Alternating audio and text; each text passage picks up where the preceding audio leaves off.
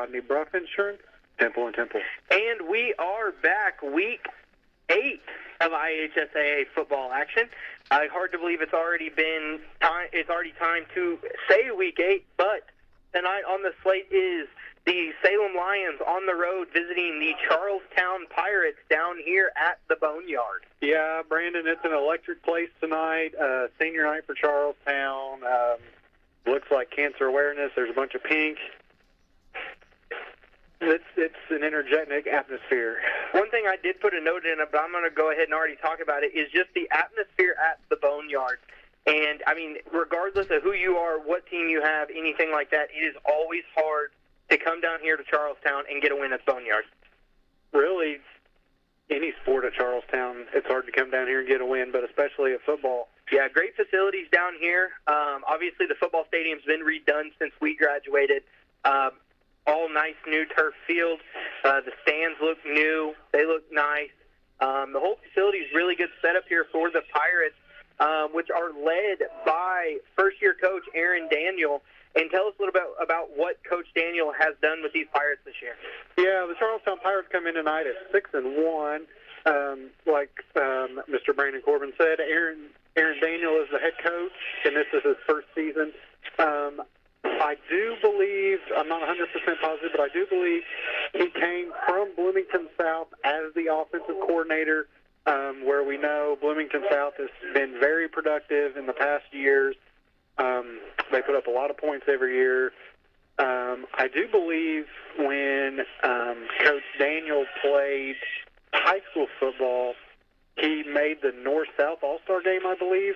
Yeah, I believe he played here, correct? Yeah, he was quarterback here. I think he was class of 12 or 13. 13, I think.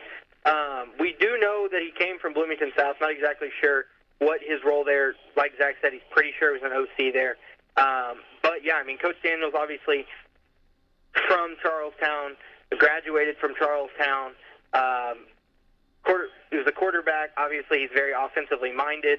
And with that play in the North-South game, obviously, he was one heck of a player. And now, obviously, at 6-1, he's a great coach. Yeah, Charlestown bounced back this year. Last year, I think they went 2-9, I believe. I'll double-check that. And this year, we're sitting at 6-1 coming into this ball game. I'll just recap the season for the Pirates so far and how they have gotten to this point. They started out with a big win at Silver Creek in the Battle of 403, 47-27, and then they turned around and they lost at home to the Brownstown Braves 70-25. Brownstown was just steamrolling anybody they play. They've had a running clock every game this season. Week 3 was a win versus Madison, 40-13, and then they went on the road to North Harrison where the Pirates defeated the Cougars 29-22. Then they had a win at home versus Providence where they won 32-28. And then the second home game in a row, they hosted the Pirates of Scottsburg where they won 20-17. And then last week they were in a dogfight at Corden Central where they ended up winning with a final result of 27-26. Couple things that stick out to me on their schedule there is the Battle of 403, regardless of whose team is good, regardless of if Silver Creek's good, if Charlestown's good, that's always a good game. Neither one of these teams want to lose that battle there. It's kind of like us with Scottsburg in the Battle of 56. But obviously they dominated Silver Creek in that one, beating them by 20.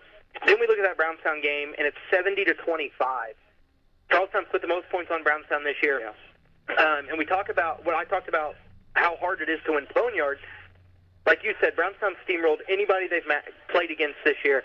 That Brownstown came down here to the Boneyard, and they fell early 12-0 to the Pirates because Charlestown came out and did not believe that Brownstown could beat them. And when you come out against a Brownstown team and shock them like that, you might get up 12-0. They forced a turnover in the first quarter, scored off of it, went up 12-0. Unfortunately, Coach May and the Brownstown Braves took that personally and ended up putting up 70. But it goes to show that Charlestown is an electric football team, and Salem tonight is going to have to be cautious of that. Yeah, and I'll recap the season last year for the Charlestown Pirates. They had a 2-8 record. Excuse me, I was wrong earlier. 2-8, where they averaged 17.7 points per game, which they have jumped drastically this season, where now they average 31.4 points this season. And the defense allowed last year 36.7 points per game. Well, to compare to this season, they only allowed 29 points. The first round of sectionals, the Pirates fell to Martinsville 56-0 on the road. And to recap the Salem-Charlestown game last year, it was at Paul A. Graves in Salem, where the Lions came out victorious 42-22, and that's whenever the Pirates were coached by Coach Jason Hawkins, which is now over at Clarksville. Yeah, and one thing that, sticks out to me, and I'm doing the math real quick, is, we see them average giving up, 29 points per game, but let's see how bad that number got skewed by giving up 70 to Brownstown. So they've given up 133 points total in other games than that, and then we divide that by 6, so it's 22 points, which 36 to 22 is a 14-point jump. You take out that game looking at it, that's pretty well in line with how all the scores are. Yeah, and they've outscored their opponents at that point 31 to 22. When you outscore your opponents by 9 points, you're probably going to win every game. That's what math tells you. Yeah, so, and we talked about the offensive jump there from 17 to 31. Obviously, with Coach Daniel being an offensive-minded guy, we see that in effect with a 14 points per game increase in the average. Yeah. And going off of that, I'll lead into the MSC standings, which we have Brownstown in first place at 7-0, followed by Charlestown at 6-1. Third place is Scottsburg at 6-1. Salem bumped up in the rankings to fourth, where we are 3-4, followed by Silver Creek in fifth at 3-4. Corden dropped down to sixth, where they are 2-5, and at the bottom of the MSC is North Harrison at 2-5. And looking at those conference standings, obviously standing up top is Brownstown, but Scottsburg did drop to number 3 after the loss to Charlestown. Charlestown went up to number 2, so it looks to be a dogfight between Scottsburg and Brownstown and there. That's the Week 9 matchup, Brownstown and Scottsburg. Yep. So that's ultimately going to really dictate the MSC rankings. That looks to still be a dogfight there between those two. But Brownstown tonight looks to move to 8-0. Charlestown looks to move to 7-1. Scottsburg looks to move to 7-1. Obviously, Charlestown has the tiebreaker over Scottsburg. Not that it matters for second place in the conference, but it could still come down to Week 9 between Brownstown and Scottsburg. We could see a three-way tie in the conference title. It's possible. Which leads into sectional 40 standings, which we have number 1 Switzerland County at 5-1. They did not have a game last week. It got canceled. Not quite sure what happened there. I know there's been a lot of cancellations in the state over the last couple weeks. Unforeseen circumstances at their opponent. Cool. Do you know who they played? I think it was Milan. That sounds correct. I think that was the second game in a row that Milan's had to cancel. I know Milan's canceled a bunch of games. Edinburgh's canceled a bunch of games. Yeah, there's been several teams in that area that's canceled games. All for pretty much disciplinary actions. Okay. Which is unfortunate that these kids are risking their high school season just to not do things right. Right. And then in second place, we have Brownstown at 7-0. Third place, Paoli at 5-2. Clarksville in fourth at 3-4. Behind that is Salem at 3-4. In sixth place is Tell City at 3-4. Crawford County's in seventh at 4-3. And to round it out is Eastern at 1-6. Which this is going to kind of jump ahead in our programming, but you can tune in to WSLM, the Sports Zone 97.9 this coming Sunday at 6 p.m. where the sectional draws will be held. Salem and Eastern are in sectional 40, and West Washington, Brandon, I did look it up, they are in 47. Okay, so you missed it by 1. Can't even trust my stats guy. Hey, my half stats guy. Hey, not bad for just guessing off the top of my head. I guess.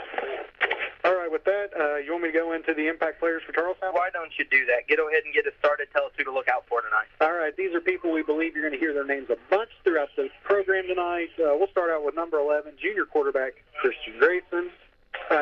His season stats so far, he has went 101 for 177 in completions, which is 57%, by the way. I was looking at his stats today. He has thrown for 1,718 passing yards, 17 touchdowns, and only 3 interceptions. And the most remarkable thing out of all those stats is in the passing yards department. He is number 13th in the state of Indiana for passing yards, and number 2 in the 4A sizing in passing yards. Is the Heritage Hills quarterback number 1?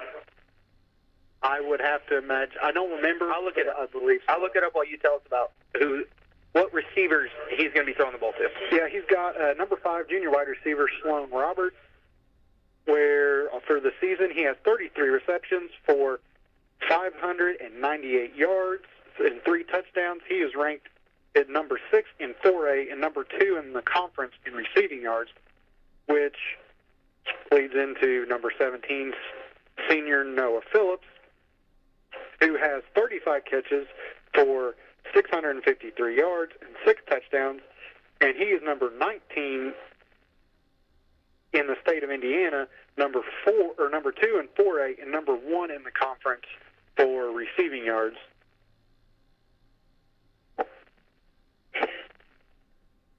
I think there's something on the phone. Oh, I didn't know anything about it. But what's so impressive about that is you have number 1 and number 2 in the conference in receiving yards on the same side of the field tonight. Yeah, which is pretty impressive there. Obviously, we talked about it in our notes and stuff, but that is definitely something that we got to look out for tonight as we go into this game against Charlestown.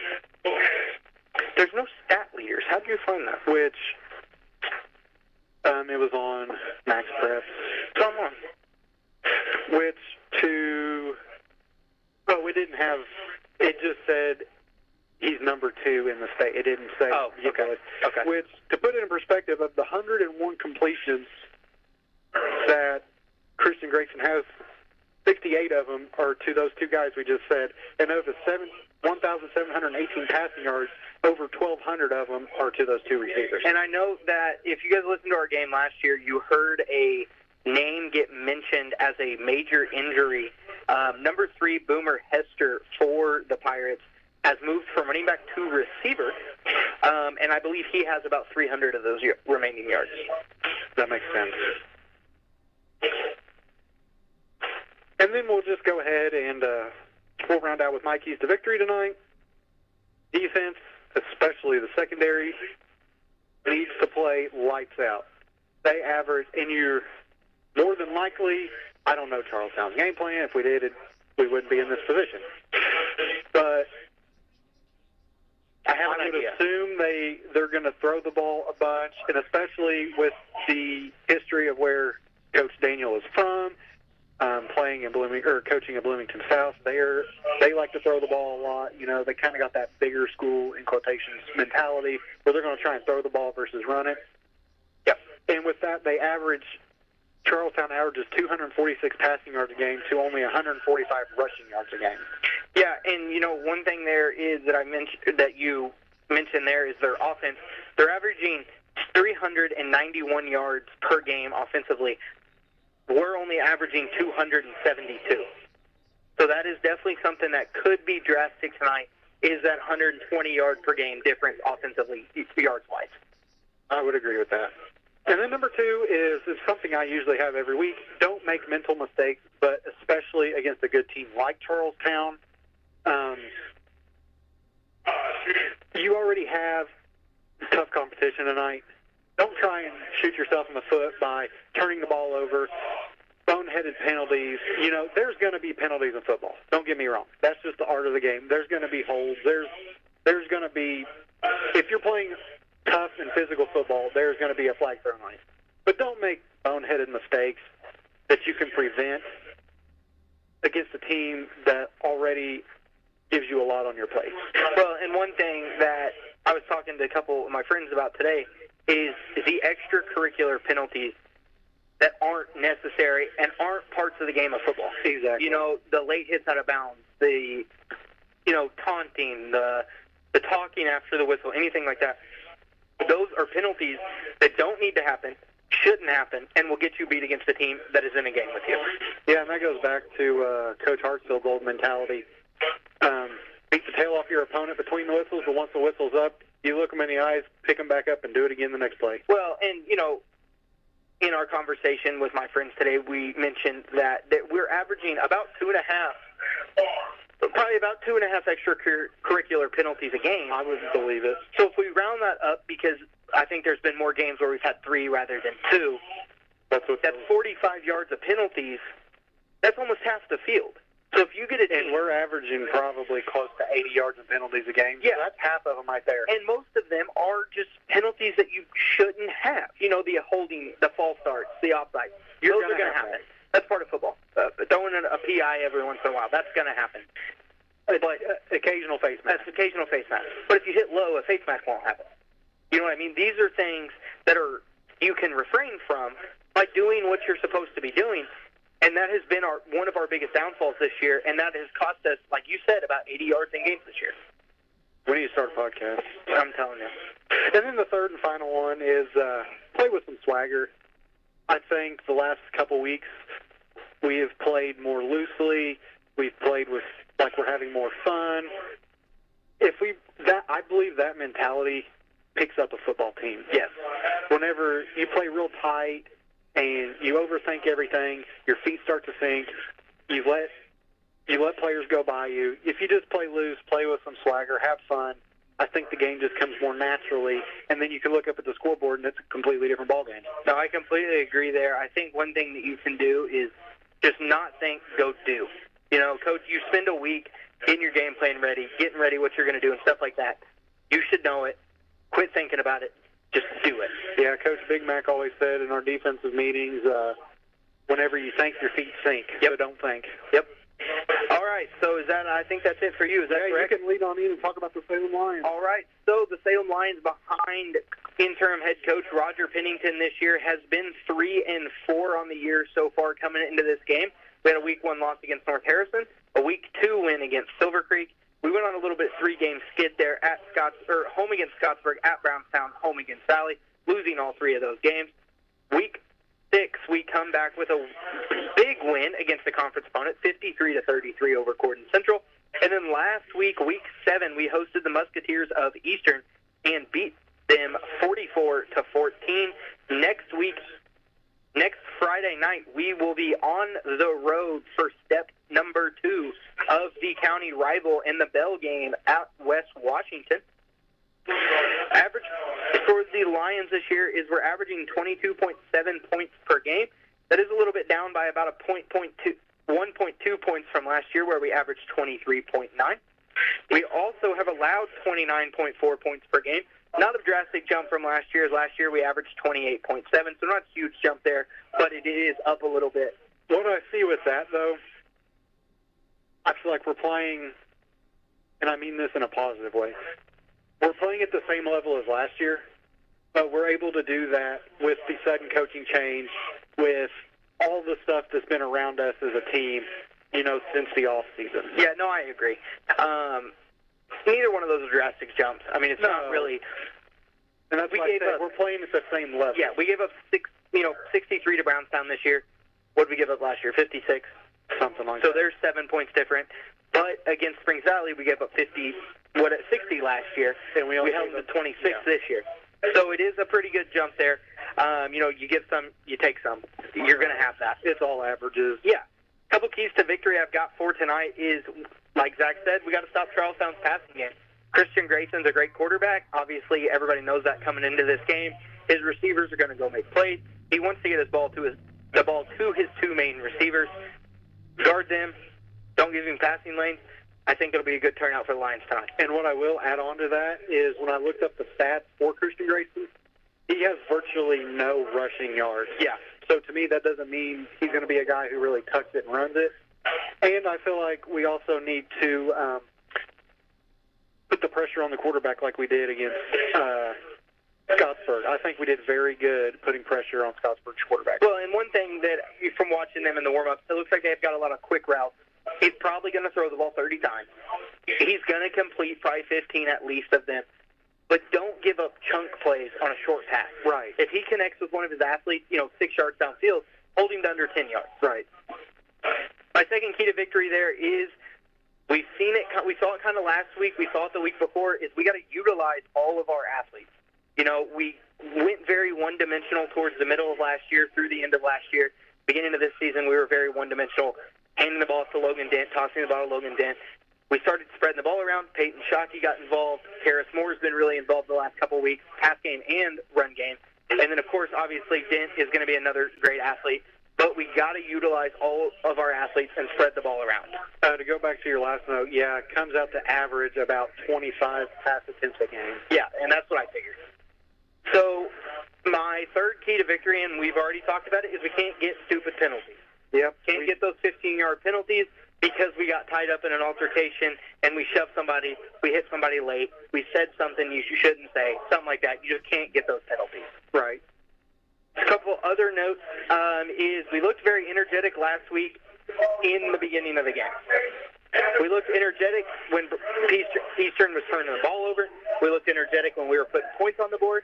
We had a drive stall. We came out at halftime, and we looked flat. And I think the crowd went silent. The players looked like they didn't know what happened. Whenever Eastern did the reverse halfback pass over the middle and scored, I think it was like an 87-yard touchdown or something. Yeah. And we're all looking around like, what in the world is going on? Yeah, and, I mentioned that in the broadcast. I was like, you know what? Our entire fans over here just went silent. And we did not look very good after that. Until we had another takeaway. Until we had another big moment. Problem is we need to look energetic between those moments. Yes. We can't react from one moment, and then something happens, and then we go flat until we get another moment. Because you may not get another moment, especially against a team like this. They're not going to turn the ball over a whole lot, I would assume. You can't rely on those kind of momentum shifters to keep your energy up. Yeah, and that's like we were always told, especially against Charlestown, ride the peaks and dig yourself out of the valley. Yep. All right, and my third note there, I've already talked about it, is that it's always tough to win at the Boneyard. But, I mean, that's pretty much simple. You know where you're at. You know what you came for. It's tough to win here. You got to get over that. All right, Brandon, let's talk about the impact players for Salem. Yep. So that's going to be number 8 senior quarterback Braxton Dean. Last week, passing went 6 for 12 for 52 yards and 2 passing touchdowns. And he also had 36 rushing yards last week. Those 2 passing touchdowns did go to number 20, Drake Cuttrell. Number 4, junior running back Logan Dent last week had 16 attempts for 99 yards and 1 rushing touchdown. And number 7, senior running back Harris Moore had 7 attempts for 86 yards and 1 rushing touchdown, including the longest play, the rush of the game, for 43 yards. And I believe we're getting ready to do the national anthem. So we will be back after a short commercial break.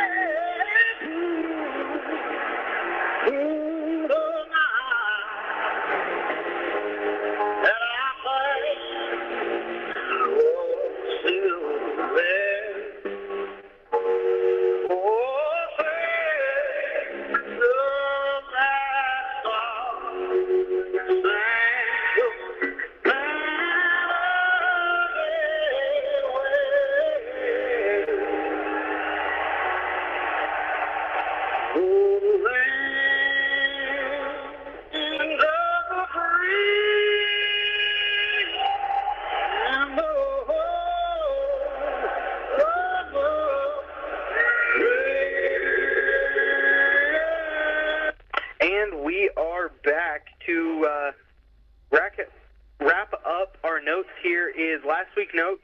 Do you want to go over that, or do you want me to go over it? Yeah, since I wrote them in here, I'll go over it. And I'm going to all tie this in together, so just bear with me here. I feel like we played kind of sloppy. Yes, it was a very lopsided win. Keep going. Yeah. We played, I feel like the score doesn't show it, but I feel like we played very sloppy against this rough Eastern team. Yeah. You know, you look at the scoreboard, yeah, we won by 30. That's great. That's the stat that matters. But what makes me nervous is we had 327 total yards of offense. Eastern had 311. And Eastern's 1-6. That's what I'm getting at. We had 12 first downs. Eastern had 8. We had 9 penalties for 80 yards. They had 13 for 95. Stuff like that, if we can't continue that this week, playing a good... we have those kind of stats last week against a 1-6 team. We can't have that against a 6-1 team. Yeah, the turnovers, having 0, nice. We forced 3. Great. The scoreboard being 44 to 14, great. 2 of those turnovers came inside of our 10-yard line, inside of Pekin's own 10-yard line. They turned the ball over twice on the same play. The same kid fumbled it both times, and it was inside of their own 10-yard line, which, I mean, we had 8 yards to go on our first drive. We picked it up, scoop, and score the second one. So right there, that's 14 points. We take those away. Well, actually, 16 because we went for 2. So you take those away, it's 28-14. And then we had, there's the WLKY chopper flying over. Yep. And then they had the penalty in the red zone when Eastern was about to score, going into the end zone, about to score. They had the penalty. I think it was like a hold 10-yard penalty. Yeah. That was a drive killer for them, too. That's the third score. There was about 4 plays last week that really decided that 44-14 game. And that's hard to say because it's a 30-point win, but there was about 4 plays that determined that game turning out the way it did. And like you said, we can't have that kind of thing here against the Pirates tonight. Yes, we'll have Ethan watch the coin toss to see what happens. I think I'll probably go ahead and skip these for our first note, or our first break. But we will be back after a short commercial break, and we will be right back. WSLM 97.9 FM. This has been the Salem Lions pregame show, brought to you by the following sponsor. John Jones Auto Group, McDonald's of Salem, Salem Crossing, Meadowview Healthcare, Washington County Tire, Schneck Hospital. Also, Papa John's of Salem, The Vital Farms, Jason Petmeyer Insurance, Rodney Bruff Insurance, Temple & Temples. Many thanks to our fine sponsors. Salem Lions High School football continues in just a moment on WSLM 97.9 FM. And we are back here as looks like the Lions won the toss and have elected to defer to the second half. So the Pirates of Charlestown will start on offense first. We will see the kickoff return of the Pirates here in just 1 second.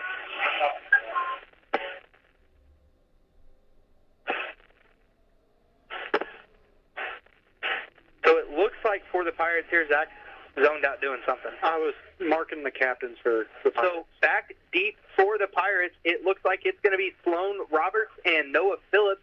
Surprise, surprise there. Those are their 2 athletes. Might as well put them back to give them the best chance of getting the ball.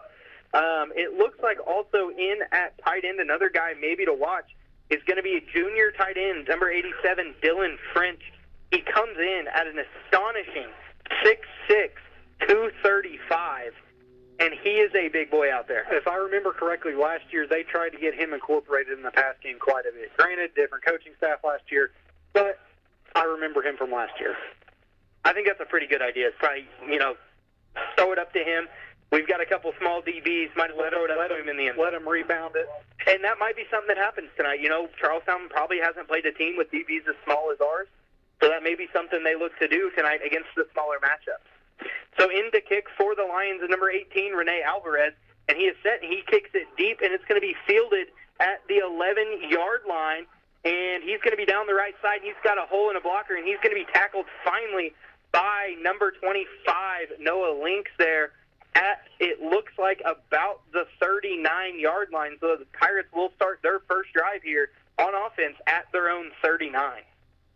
It'll be interesting to see what Coach Daniel calls on his first play. Oh, they do have the tight end number 87 on the sidelines for Tippett. That looked like on the return, number 1, Liam Iglesias, back deep for the Pirates as well, and he is the one that took it off.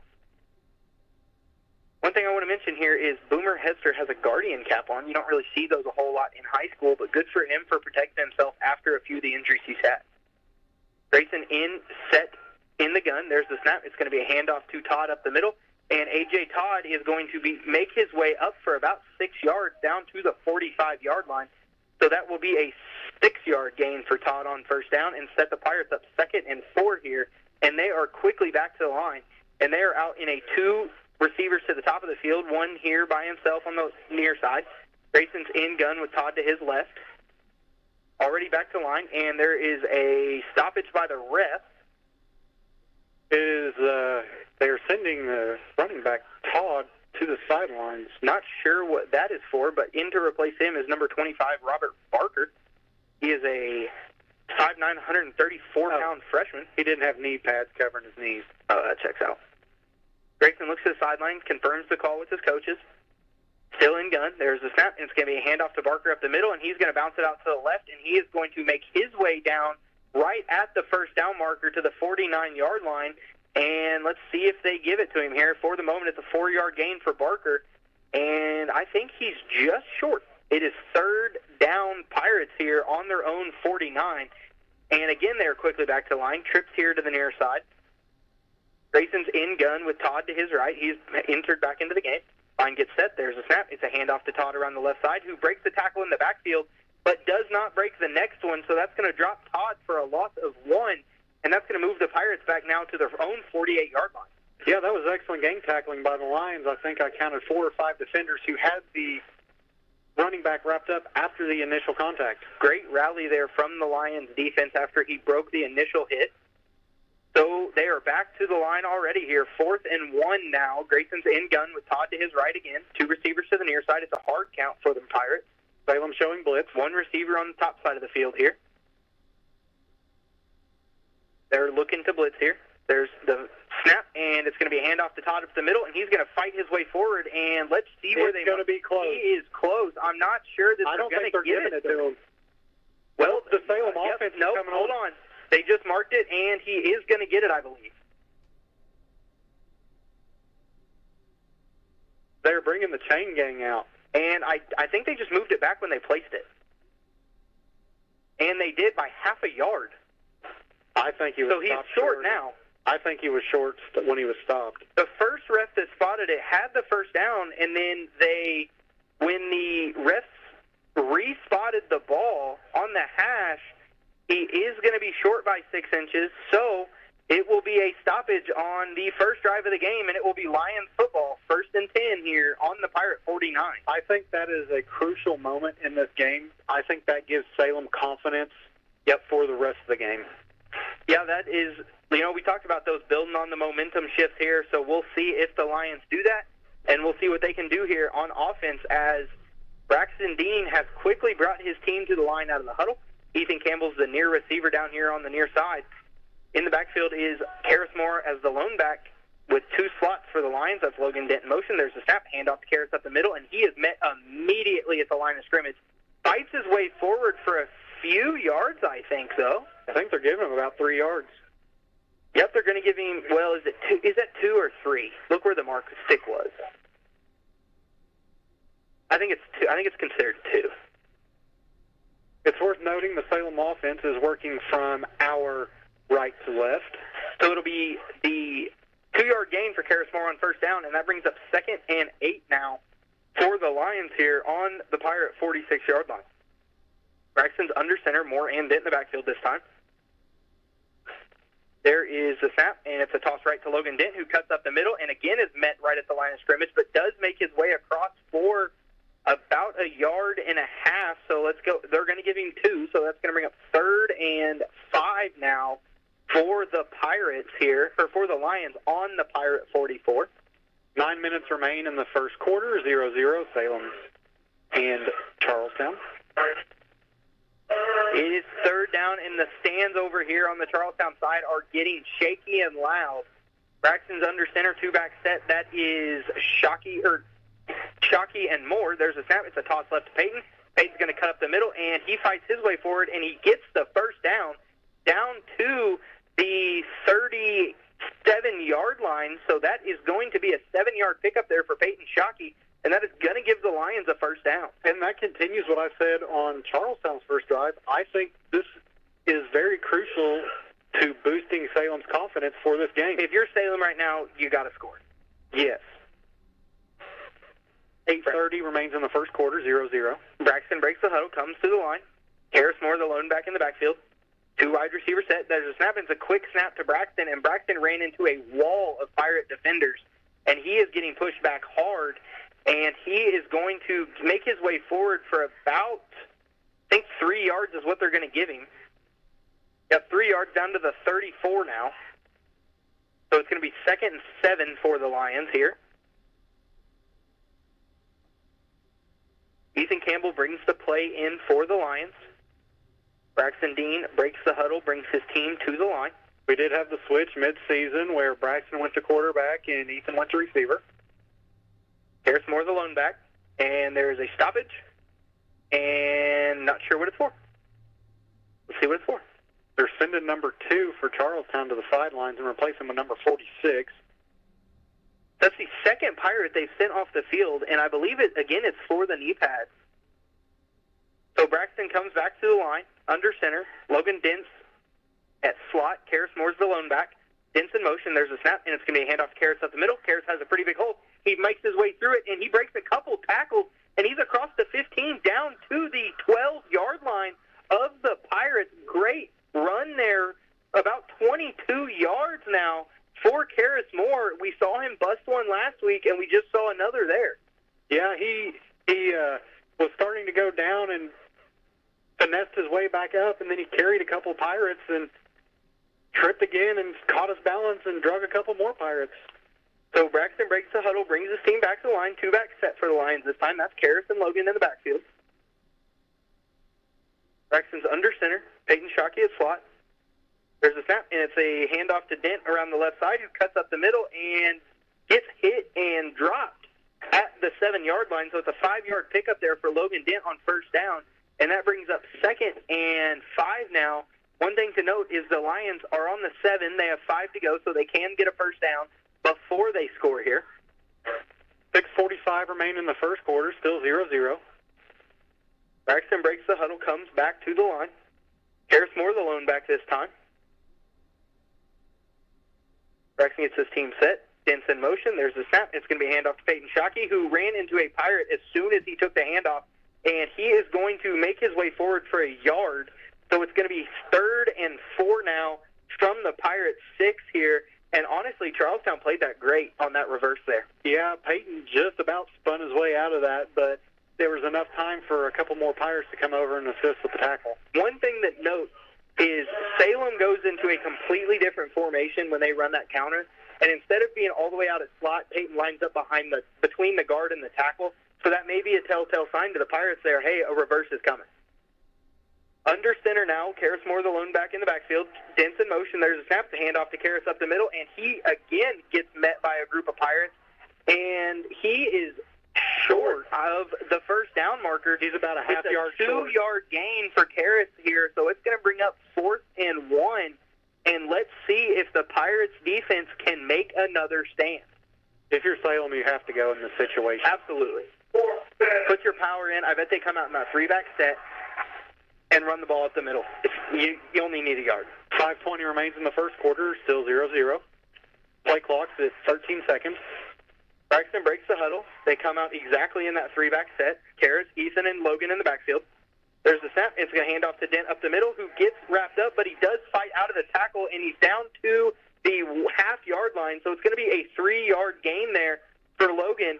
And let's see, Ethan's celebrating like they scored a touchdown, but they didn't. So it's going to be 1st and goal now from the half-yard line. If I had to guess, this is probably just going to be quarterback sneak. Yeah, the center could fall, and he's in the end zone. It's so close.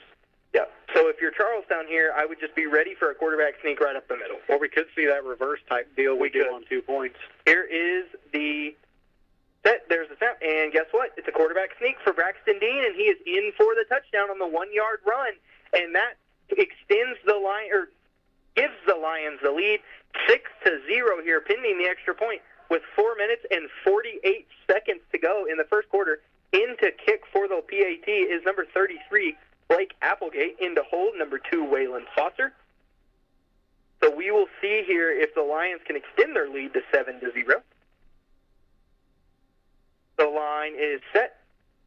The snap is back. The kick is up, and it looks good, and it is. So that gives the Lions the lead 7-0 here at the Boneyard over the Pirates with 4:48 to go in the first quarter. And it looks like the special teams are already getting out there and getting set. So I think we'll just stay here. Yeah, that was a 10-play, 6-minute, and 20-second drive capped off by the Braxton Dean touchdown. Every play was a run play for the Lions. One thing that stuck out to me, speaking of every play being a run play, is that Charlestown came out and ran the ball 4 straight times. Yes, that did surprise me too. I can't really say I expected that. I didn't either. I don't know if they're trying to get the run game established before they get into the passing game, or they're just trying to tinker and see what they can do. It might be just, we're going to run over your face and stop us. And, I mean, the Lions did. So I look for the Pirates to come out probably in a higher pass attack offense this second drive. With that, before the kickoff, some other local games. Clarksville at North Harrison, Madison at Corden Central, Scottsburg at Eastern, Silver Creek at Brownstown, and Crawford County at West Washington. We will get you updates on those when we can. But in for now, Rene Alvarez is set to kick, and he kicks it deep, and it's going to be fielded by Noah Phillips at the 12-yard line, and he is down the right side, and he's got the blocking, he's got a hole. He hits the hole, breaks the tackle, but does not break the second one. So the Pirates offense will once again start at the 38-yard line. I think they were at the 39 last time. So they're pretty familiar with this spot on the field here, but they have 1st and 10 on their own 38. Yeah, Noah kind of came down awkwardly on that tackle. Yeah, he did. That will be something interesting to look for. But for the moment, the Pirate offense is making their way onto the field. French is in at tight end here. So it's going to be a 2 wide receiver to the top side of the field, 1 wide receiver to the the near side here. This looks more like a pass pros. Grayson is in gun with Todd to his right. And there's another stoppage, and it's going to be knee pads once again. You know, that's one thing that the IHSAA, they are forcing this player off of the field. It's one of them things that I know the IHSAA is trying to enforce it, but some refs enforce it harder than others. Yep. So it's still the same offensive set here for the Pirates. There's a snap, and it's a handoff. It's a fake handoff to Barker, and it's going to be hit to number 5 on the right side of the field. He is going to be a touchdown-saving tackle by Waylon Foster at the 37-yard line. That was Sloan Roberts on the catch, number 5. We mentioned his name, and it was an RPO look there for the Pirates. You don't see that a whole lot in the high school playbook, but great play there from the Pirates and great throw from Grayson. As the Pirates are already back to the line, 2 receivers to the far side, 1 here to the near side. That is French in motion. There's a snap. Handoff to Barker around the right side. He's trying to find a hole, doesn't find one, and gets a yard. So it's going to be down to the 36 now. And that was a hard-fought yard. Yes, it was. So it's going to be 2nd and 9 here at the 36. A.J. Todd subbed back in at running back. 4 minutes remain here in the first quarter. 7-0 Salem over Charlestown. 2 receivers to the far side, 1 here to the near side. Todd to the right of Grayson in gun. There's a snap. Grayson drops back to throw, and he's got time in the pocket, and he steps up and keeps it himself, and he does run it across the 30-yard line down to the 29. So that is going to be a 6-yard pickup there, 7-yard pickup there for Christian Grayson, and that gives the Pirates that 3rd and 2 now on the Lion 29-yard line. Charlestown has the college-style play calling where all the players look towards the coaches on the sidelines while it gets signals. 2 receivers to the far side, 1 receiver to the near side. That is Noah Phillips here by himself. Grayson's in gun with Todd to his left. There's a snap, and it's a handoff to Todd, who gets down to the 27, which is the line to gain. And again, I mean, he's right at it. Let's see if they give it to him. Are they going to measure this again? Yep, they are going to stop and measure it. 3 3:04 remains in the first quarter. 7-0 Salem over Charlestown. One thing I want to talk about, and I've already talked about it, is the knee pad rule. Like you said, the IHSA is trying to be a little bit more strict on that. I get it. They got on, but your refs need to always be the same. I agree with that. I'm assuming A.J. Todd hasn't been sent out 3 plays in every game he's played this year in the first quarter. Right. You know what I mean? But for the measurement, the Pirates are good for the first down, so it is 1st and 10 Pirates. The WLK White Chopper is still flying around above the boneyard here. Trying to get some good footage. Oh, yeah. I bet we'll see that Sloan Roberts catch on the 11 o'clock high school playbook. Grayson brings his team out, 3 wide receivers here to the near side. 3 minutes remain. Todd's to his left. There's a snap. Grayson drops back to throw. He got pressure immediately by DJ Ward. There's a flag down, and I think it's going to be a face mask on DJ Ward. He did get a little face mask. And he did get his face mask grabbed, so that's just, Now, I will say, we talked about it, if you get low, you're not going to get a face mask, which is true. But he ducked his head. So he went low, DJ went low. So it is a face mask on the Lions. Let's see if it's a 5-yard face mask, which I'm guessing it is. So it is. DJ Ward came scout free. Yes, he did. He came flying through. So that is not an automatic first down. So it's going to be 1st and 15 now for the Pirates here on the Lion 32-yard line. Caden Romero was also in on the tackle. They're getting the play call in from the sideline. The Pirates are going to shift their entire offensive look. They're going to go trips to the far side now, tight into the near side. Charlestown working from our left to right. Todd to the right of Grayson. There is the snap. Grayson looks back to throw. He's got time. He's going to throw it across the middle to that Dylan French, big tight end there, and he is going to be caught down to the 21-yard line. So it is an 11-yard pickup there, and that's going to bring up 2nd and 4 for the Pirates here on the 21-yard line. And we mentioned his name pregame, and there he is, number 87, Dylan French. He's lucky he got away there. They punched the ball out, but he was lucky he landed right on top of it. 2 wide receivers to the near side, 1 to the far side. There's the snap. Grayson's going to fake the handoff to Todd, and he's got his receiver down the middle of the field, and that is Sloan Roberts, and he is in for the Pirate touchdown. 21-yard pitch and catch from Christian Grayson to Sloan Roberts. And that was just one-on-one man coverage, and he just beat him. Waylon Foster was a little slow getting up on that play. Great ball there from Christian Grayson to Roberts. Roberts caught it at the 1 and fell into the end zone. So that is 7-6. Lions lead here, pending this extra point from number 0, Braden Lasso, I'm guessing is that? Lasso? Lasso, that's how I would pronounce it. Yes. So 2:03 to go here. Let's see if Lasso can tie it up. There's snap. Hold is down. Kick is up. And it is through the upright. No good. It looked right. Salem. I guess it was right. So the lead will remain Lions 7, Pirates 6 with 2:03 to go here in the first quarter at the Boneyard. That PAT might be a game changer throughout how the course of this game plays out. It's so hard to see. Like, it looked fine from here. I thought it looked like it went right. Well, what the heck, Larry? You didn't say anything until you said something. Anyways, now we got the chance to say it. Big Ten matchup this week. Number 7, Indiana at number 3, Oregon. Saturday, 3:30. Purdue at Minnesota. Saturday at 7:30. UK and U of L both are bye this week, and the Cardinals will be in Indianapolis Sunday at 1 p.m. for an NFL matchup. Lasso is in for the kickoff, and the Pirates are going with the 6 on one side, 4 on the other side.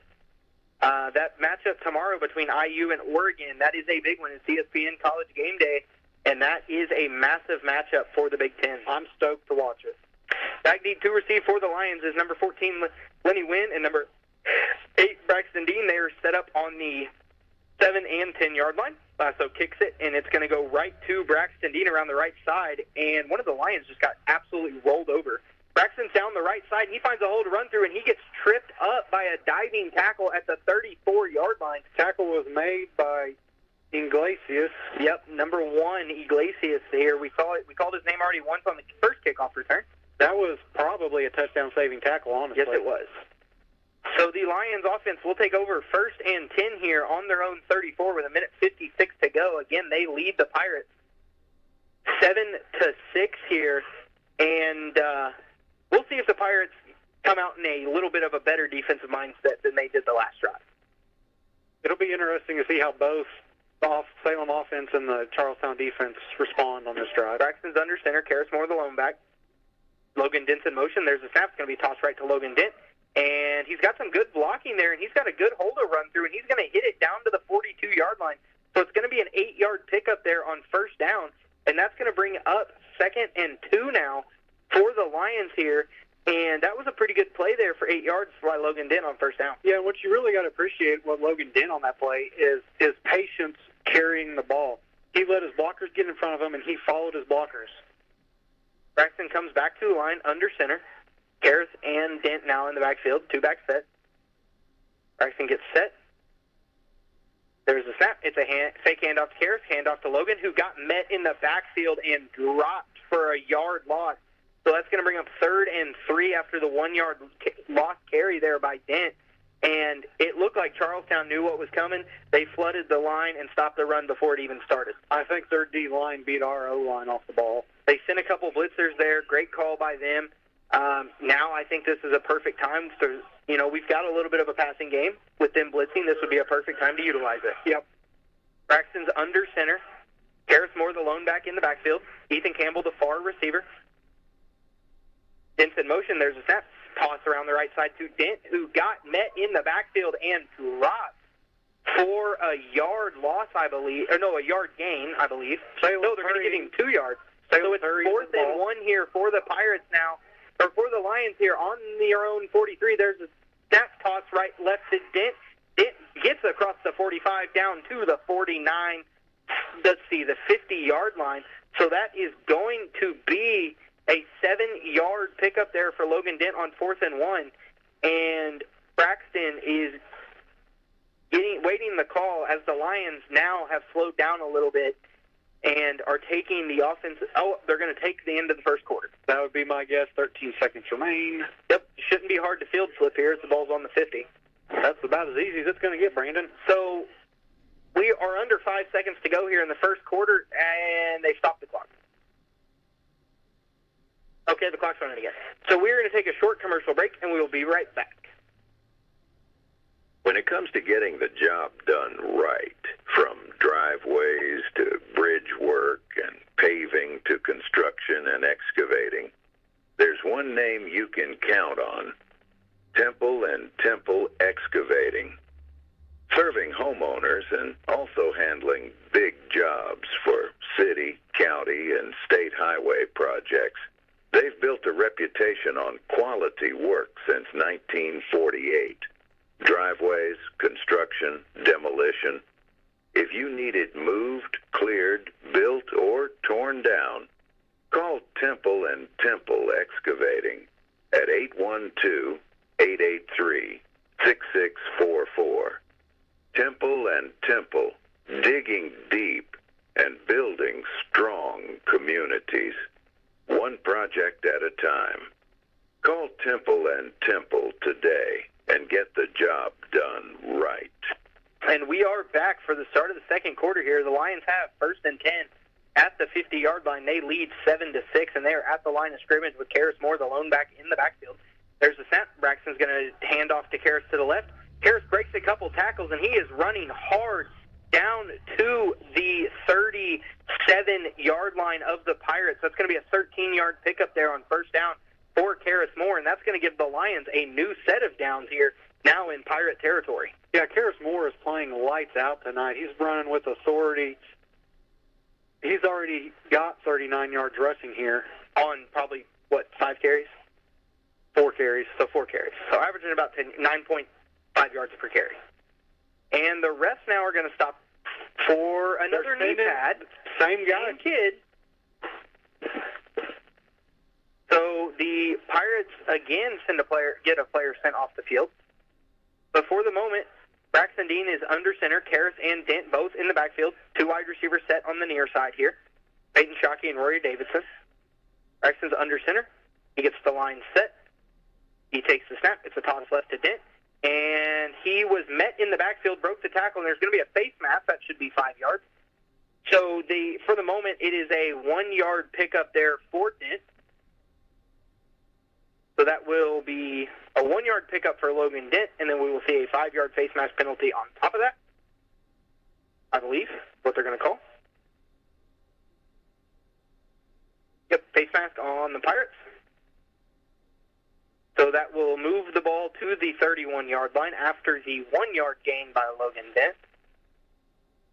So now it is first and 4 for the Lions. That's an odd thing to say. Braxton's under center. Karras in the backfield as the lone back. Logan Dent's in motion. There's a snap, fake toss to Dent. Braxton's going to keep it and roll out.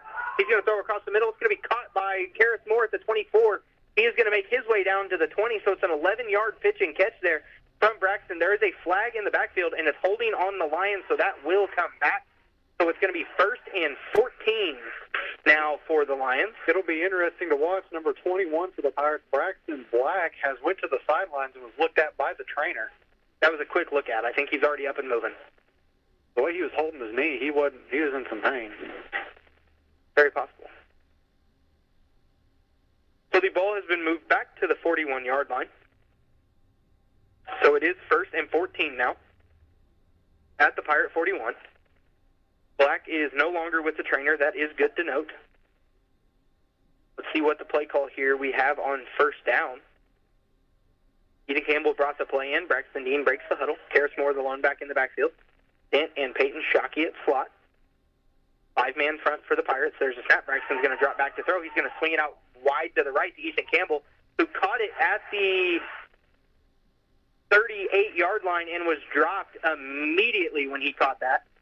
So it's going to be a 3-yard pitch and catch from Braxton to Ethan, and it will bring up second and 11 now for the Lions here at the Pirates' 38-yard line.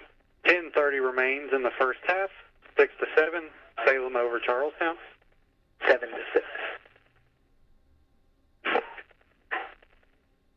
Braxton's under center. Karras Moore in the backfield, the lone back. There's a snap, and it's a fake handoff to Karras, and Peyton Shockey takes the handoff. He's around the left side. He was played pretty well there by the Charlestown second line. Trainer over in a hurry. Yes, the trainer is making his way out there quickly for an injured Pirate here. The ball is at the 33-yard line, so it is a 5-yard pickup there for Peyton Shockey. But Zach and I will take a break here as they attend to the injured Pirate. Many thanks to our fine sponsors. Salem Lions High School football continues in just a moment on WSLM 97.9 FM. All over Hoosier country. The CR line. He may go. Down to the 25.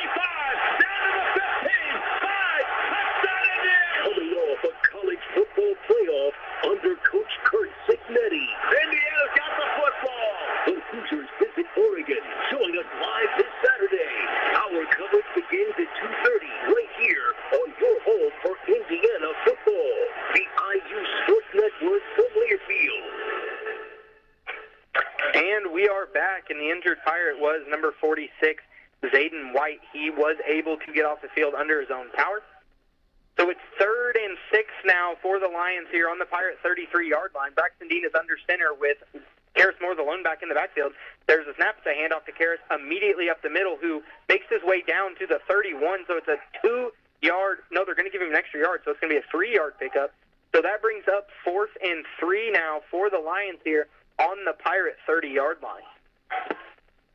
It'll be interesting to see what Coach Pennington calls on this 4th down. Yeah. There's kind of really a whole variety of plays you could pick in this situation. It looks like the Lions are going to take a timeout, maybe. I saw Coach McCartney standing beside the ref, and it does look like we are probably just going to take, or that's Coach Pennington. We are going to take a timeout as the play clock's down to 6. So it looks like the Lions will take a timeout. Zach and I will also take a timeout to try to get some of our word from our sponsors in. So we will be back after this quick timeout. Many thanks to our fine sponsors. Salem Lions High School football continues in just a moment on WSLM 97.9 FM. Drew and Jonathan Scott here to tell you that American Family Insurance is committed to protecting your dream home so that your family has a place to share laughs, celebrations, and milestones, which is why their new homeowner discount rewards customers who have purchased a new home in the last 3 years with a discount on their homeowner's policy. American Family Insurance. Insure carefully, dream fearlessly. Contact Rodney Bruff, agent at Rodney S. Bruff Agency Incorporated, 812-277-1400 today. Discount and savings amounts and eligibility will vary. Some restrictions apply. American Family Mutual Insurance Company, SI, and its operating company, 6,000 American Parkway, Madison, Wisconsin. Products not available in every state. And we are back here with 9 minutes to go in the second quarter. The Lions lead the Pirates 7-6. The Lions offense has the ball 4th and 3 at the Pirate 30-yard line. But I think Zach's got maybe some score updates for us. North Harrison up over Clarksville 21-0. Madison over Corden 7-3. And Brownstown is up over Silver Creek 28-0. Braxton's under center, Karis Moore and Logan Dent in the backfield. There's a snap. It's a toss right to Dent. Dent's going to make his way forward. He gets the first down, and he makes his way across the 25 down to the 26. So that will be a 6-yard gain down to the 24. So it's a 6-yard gain. And that gives the Lions a new set of downs here on the Pirate 24-yard line. That was a way to play some good hard-nosed football there by Logan Dent, the way he just got the ball and ran with all he had. Braxton's under center. Moore and Dent in the backfield. Once again, two-back set. Near receivers, Rory Davidson. There's a snap. It's a handoff to the left. Karis bounces out to the left, cuts back up the middle of the field, breaks the tackle, and fights his way down to the 19-yard line. So it's a 5-yard pickup for Karis Moore on first down. And again, that's another kid that is running with authority tonight, and he is in there on a mission to pick up as many hard-fought yards as he can. Yeah, I almost think you just need to keep feeding the ball to Karis tonight the way he's running. He's up to 47 rushing yards here on 6 attempts. Yep, so he is still about 8. He's up to about 8 yards per carry. Braxton's under center. Shockey and Moore in the backfield this time. Dent's in motion. There's a snap. It's a toss left to Peyton Shockey. Peyton Shockey cuts up the middle, meets a Pirate defender, and is dropped at the 16-yard line. So it's a 3-yard pickup there for Shockey, and that's going to bring up 3rd and 2 now for the Lions here on the Pirates' 16-yard line. We have 7:45 remaining here in the first half. 7-6, Salem. Braxton's under center, Moore the lone back in the backfield. Near receiver here for the Lions is Rory Davidson. Braxton takes a snap, a quick handoff to Karis, who again fights hard for about 3 yards, and that does give the Lions a first down now at the Pirate 13-yard line. This has been a very long drive by the Lions. I think this is the 15th play of the drive for the Lions. Wow. I mean, the Pirates' defense is bending, and they're not breaking. I mean, they're giving up 2 to 3, 4 yards per carry. They're getting the Lions in pretty much 3rd and short, 4th and short, and every set of downs. They just can't get that stop they need. Braxton's under center, Karis the lone back. Peyton Shockey's in motion. There's a snap toss left to Peyton Shockey, who tried to bounce it out, spins off of a tackler, and fights his way forward for 1 yard. So that is going to be 2nd and 9 now at the 12, and the defender that made the initial hit was number 45, Jackson Miller of the Pirates. He had Shockey wrapped up, could not bring him down as Shockey fought forward for another yard. So it's 2nd and 9 now for the Lions here. And going back to what I was talking about, that could be Coach Pennington's plan, have these long drives to wear out the Charlestown defense. Very well could be. Braxton's under center, 3-back set now for the Lions. Braxton takes a snap. It's a rollout to the right. Braxton, it looks like he's going to keep it himself. He breaks the tackle in the backfield, breaks another tackle, does not break the 3rd and 4th one, as he is dropped for a 2-yard loss back to the 14-yard line. And that's just one of those don't make a bad play worse by keep running backwards. And unfortunately, Braxton does lose 2 yards there, so it brings up 3rd and 11 now for the Lions. That could have been a whole lot worse, though. We could have been faced with 3rd and 15, 3rd and probably close to 3rd and 20. It looked like just a design quarterback run there for Braxton, and unfortunately the Pirate defense read it well and played it well. So the Lions come back to the line, 3rd and 11 here with 2-back set. That's Dent and Moore in the backfield. Peyton Shockey at slot. Ethan Campbell, the far receiver. There is the snap. Braxton's going to toss left. It's a reverse to Peyton Shockey, and Shockey didn't take the handoff cleanly, and he's trying to get the first down, breaks a couple tackles, gets through another one, but he is going to be stopped short, I believe. It's going to be another close one. It is. Let's see where they mark this at. The line to gain was the 3. They're marking him at the 4, so it was a 10-yard pickup. The Lions are quickly to the line here. I think I know what's coming, and I think Charlestown probably should know what's coming. Braxton is under center. There's a snap, toss left. It is met in the backfield and dropped, and I don't believe he got the first down, and he didn't. And that is a huge defensive stop there for the Charlestown Pirates, and that stops the Lions' drive. That had to be near 20 plays. We're tallying it up here. Our unofficial Ethan stats. 19-play drive that comes to an end at the Pirate 4-yard line. Great defensive play there from the Pirates to stop them. But that brings up 1st and 10 Pirates here at their own 4-yard line. We got 5:12 to go before halftime. They trail the Lions 7-6. But their side is fired up at this point. Grayson is going to be in gun with Todd to his left and Barker to his right. 2-back set for the Pirates. 2 receivers here on the near side. We have not seen the 2-back set from the Pirates yet. There is the snap to Grayson. He hands it off to Todd up the middle. Todd finds a hole, runs through it. He's across the 10. He is down to the 14-yard line. That is going to be a 10-yard pickup. Down to the 15. They're going to give him 11, and that is a first down on the 11-yard carry by A.J. Todd. And this is a fired-up Charlestown team, and these are fired-up Charlestown fans. 5 minutes remain in the first half. Grayson's in gun again. Todd and Barker beside him. There's a snap. Hand off to Todd. Todd's going to try to bounce it out right. He breaks the tackle. He tries to jump over another tackle, and he makes his way forward for 3 yards down to the 18-yard line. So it's 2nd and 7 now for the Pirates. Todd was met with initial contact about 3 yards behind the line of scrimmage, but he managed to pick up about 3. Pirates have slowed down as A.J. Todd comes off the field to the sideline. They have taped the knee pads at this point.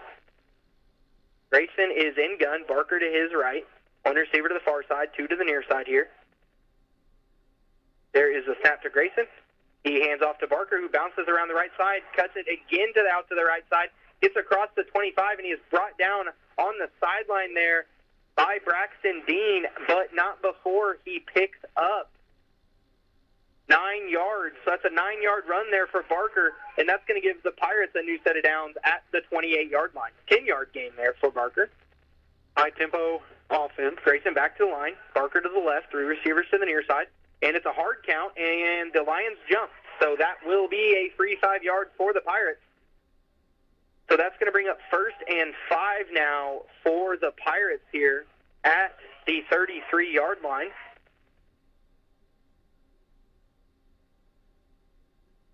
.406 remains in the first half. 7-6, Lions over the Pirates. Grayson is in gun once again. Barker to his right. 3 receivers to the near side here. That's Hester, Phillips, and Roberts. There is a snap to Grayson. He drops back to throw.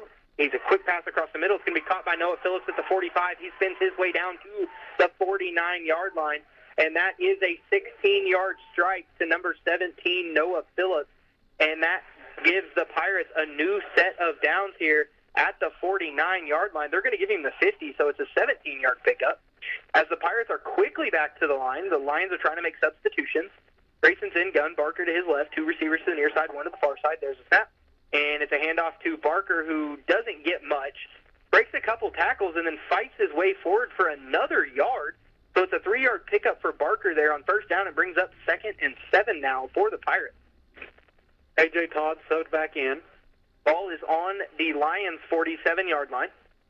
And the Pirates' offense is moving here quick with efficiency. And it looks like they're getting the new formation called in. And it's going to be Noah Phillips here on the near side. Boomer Hester also on the near side as slot receiver. Sloan Roberts is going to go to the backside on his own. So it's Grayson in gun with Todd to the left. There is the snap to Grayson. He's going to fake the handoff to Todd. He's got pressure. He looks to throw. Throws across the middle, and it's through the hands of Boomer Hester at the 35-yard line. Yeah, Boomer. And that was just an absolute strike from Christian Grayson. Yeah, Boomer's hitting his chest like, yeah, that's my fault, Coach. Yep, that one went straight through his hands, and it was an absolute strike from Christian Grayson. It looks like, those little post routes are kind of the bread and butter of the Charlestown offense. That's what we've seen Sloan Roberts and Noah Phillips both catch for big games. Number 6, Devin Lockhart, subbed in for the Pirates. Grayson's in gun with Todd to his right, 2 receivers to the far side, 2 receivers to the near side. 3rd and 7 for the Pirates. There's a snap. Grayson drops back to throw. He's got some pressure, steps up, tries to get out of the pocket, gets met immediately, and he fumbled the ball, and it's recovered by the Pirates. The initial hit was made by number 71, C.J. Ward, and cleaned up by number 4, Logan Dent, and that dropped Christian Grayson for a pretty big loss back to the 47-yard line on their own side of the field. So that brings up 4th and 13 now for the Pirates as they send in their punt unit. And Salem takes and the Lions take a timeout here with 2:46 to go before halftime. Lions lead 7-6. Your farm is more than just land. It's your livelihood and your passion. Springer Insurance and Indiana Farmers Insurance will work with you to review your farm's unique needs and find the right coverage for your home, barn, buildings, equipment, and more. Call Aaron at Springer Insurance in Salem at 812-896-3687 for a farm policy that works as hard as you do. And we are back here as the Lions lead the Pirates 7-6. The Pirates offense has 4th and 13 at their own 47-yard line. The punt team for the Pirates is in, back deep to receive for the Lions is number 2, Waylon Foster. Let's see here if Coach Daniels has any trickery up his sleeve. There's the snap to Sloan Roberts. Kick is away, and it's a very short kick that's to the right side of the field, and it's going to land about the 33, take a Lion bounce back, and be downed at the 39. That was essentially where the first down marker was. Yep. So it was about a 13-yard field flip there. And it was a high punt. It was a high punt that just really didn't go anywhere there for Sloan Roberts. So the Lions offense will take over 1st and 10 with 2:40 to go before halftime. And again, they lead the Pirates 7-6. And Salem gets the ball to start the second half as well. Yep. Charlestown has 3 timeouts. The Lions have 1. Is that correct? Correct. Okay. Braxton comes through line. Dent and Moore in the backfield. 2-back set. Ethan Campbell, the near receiver. Peyton Shockey, the far receiver. There's a snap. It's a fake toss, and it's going to be a handoff to Dent, and he got 3 yards maybe. Let's see here. It's going to give him 2 yards. So it's going to be a 2-yard pickup down to the 41.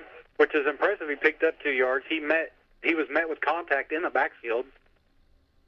So 2nd and 8 here for the Lions on their own 41. Here in 2 minutes to go here with 2:15. Lions break the huddle. Braxton brings his team to the line. Dent and Moore again in the backfield. Rory Davidson, the near receiver. Peyton Shockey, the far side slot. 5-man set for the Charlestown Pirates on defense. There's a snap to Braxton. Braxton gets a handoff to Karras. Karras is going to bounce around the left. Got tripped up from behind and brought down. I think he gained a yard, though. So it's going to be 3rd and 7 now, and I expect Charlestown to probably take a timeout here sometime. No, they gave him a yard. Yeah, they gave him a yard. So it's 3rd and 7. I'm surprised Charlestown didn't take a timeout here.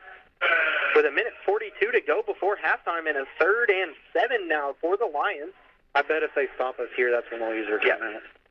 Braxton's under center. Karras Moore, the lone back. Dent and Shockey at slot. Far receiver for the Lions, Ethan Campbell. Braxton gets his team set. Dent's in motion. There's a snap. It's a toss right to Dent.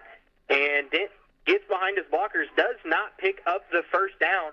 And it's going to be a 5-yard pickup there. So and there's the timeout by Charlestown. 4th and 2 now for the Lions. And that is going to be the Charlestown Pirates calling the timeout, and that is their first of the half. So Zach and I will step away for just a second to get a short commercial break in. One thing is consistent. Things change. A lot can happen in a year and usually does. Things change. When they do, your insurance policy should too. Talk to Jason Petmeyer at Indiana Farm Bureau Insurance. Call 812-883-2995 or visit infarmbureau.com. Indiana Farm Bureau Insurance. Stop knocking on wood. And the Lions punt team is on the field with 1:17 to go before halftime. Back deep to kick is Logan Dent, and I like the play call just to punt this away. Your defense has played well. Force Charlestown to put points up. Yeah, don't give the ball to Charlestown in opponent territory. So back deep to receive is Iglesias of the Pirates. That's number 1. There's the snap to Dent.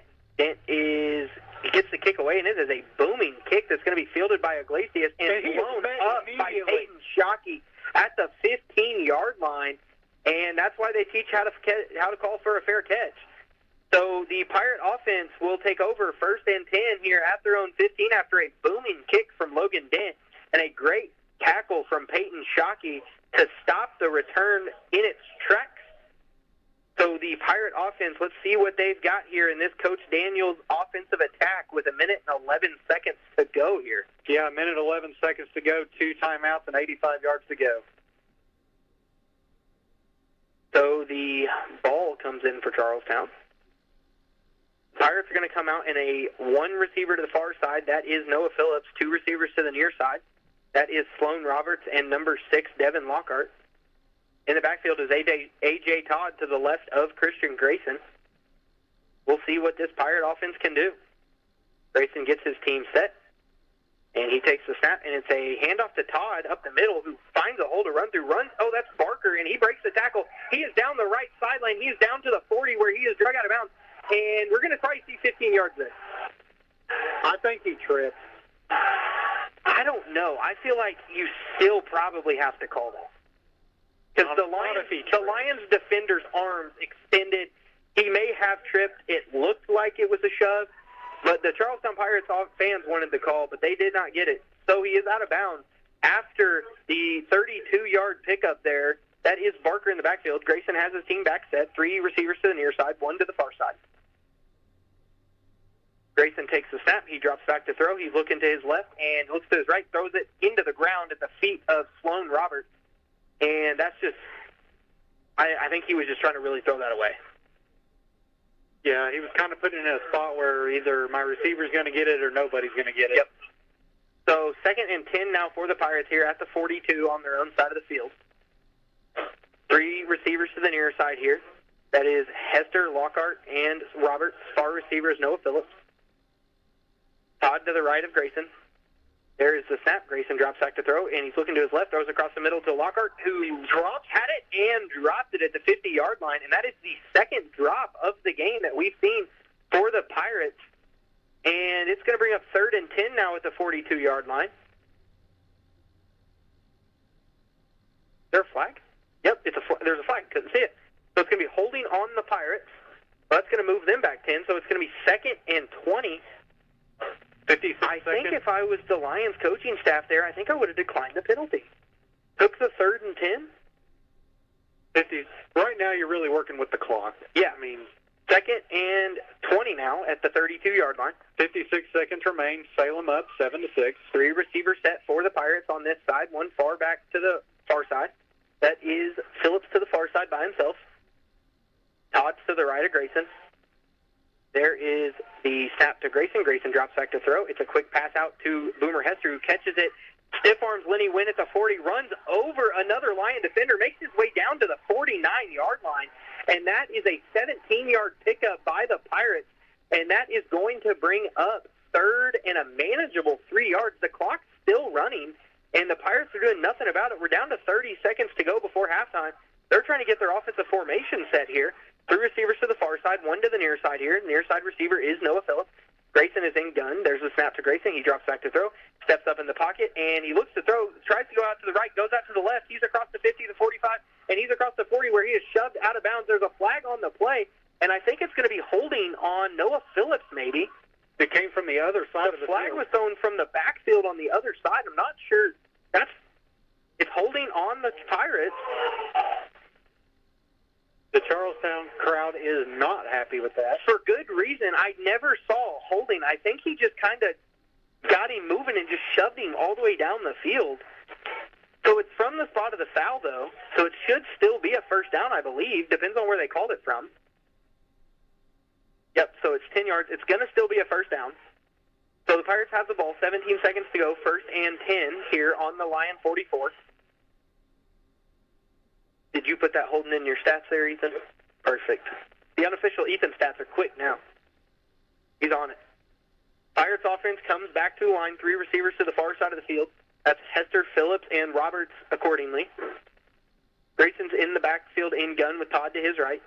There's a snap. Grayson drops back to throw. He's got his receivers all deep down the field, and he's just going to pull it down and keep it himself. He's across the 40, and he gets dove on from behind down to the 37-yard line.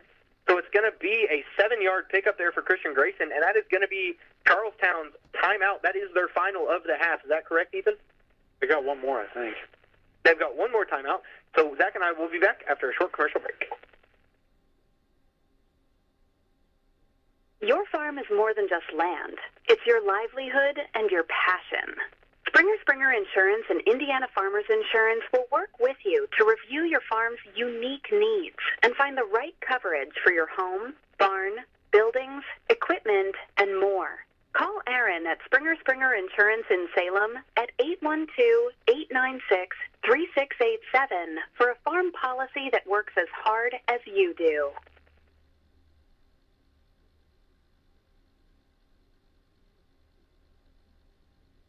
And we are back here with 8.1 seconds to go before halftime. The Pirate offense has 2nd and 3. Not that that really matters with 8 seconds to go before halftime here. They trail the Lions 7-6 here, but the Pirates look to put some points on the board before halftime. They come out in a 2-by-2 set here for the Pirates. Each team has one timeout. Salem gets the ball to start the second half. Grayson is in the backfield, and the Lions are going to call their 3rd and final timeout of the half. Again, we will take a commercial break so we can hear all the words from our sponsors, and we will be right back. Get to Boyd County Tire Call. Big or small, they service all. They have the name brand tires you know to keep you cruising on down the road. They got tires for driving needs. They even got them for your farm machine. You can call them day or night.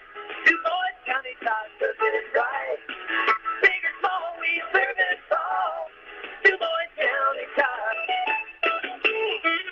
Now through October 31st, get up to $180 back on a Firestone prepaid MasterCard.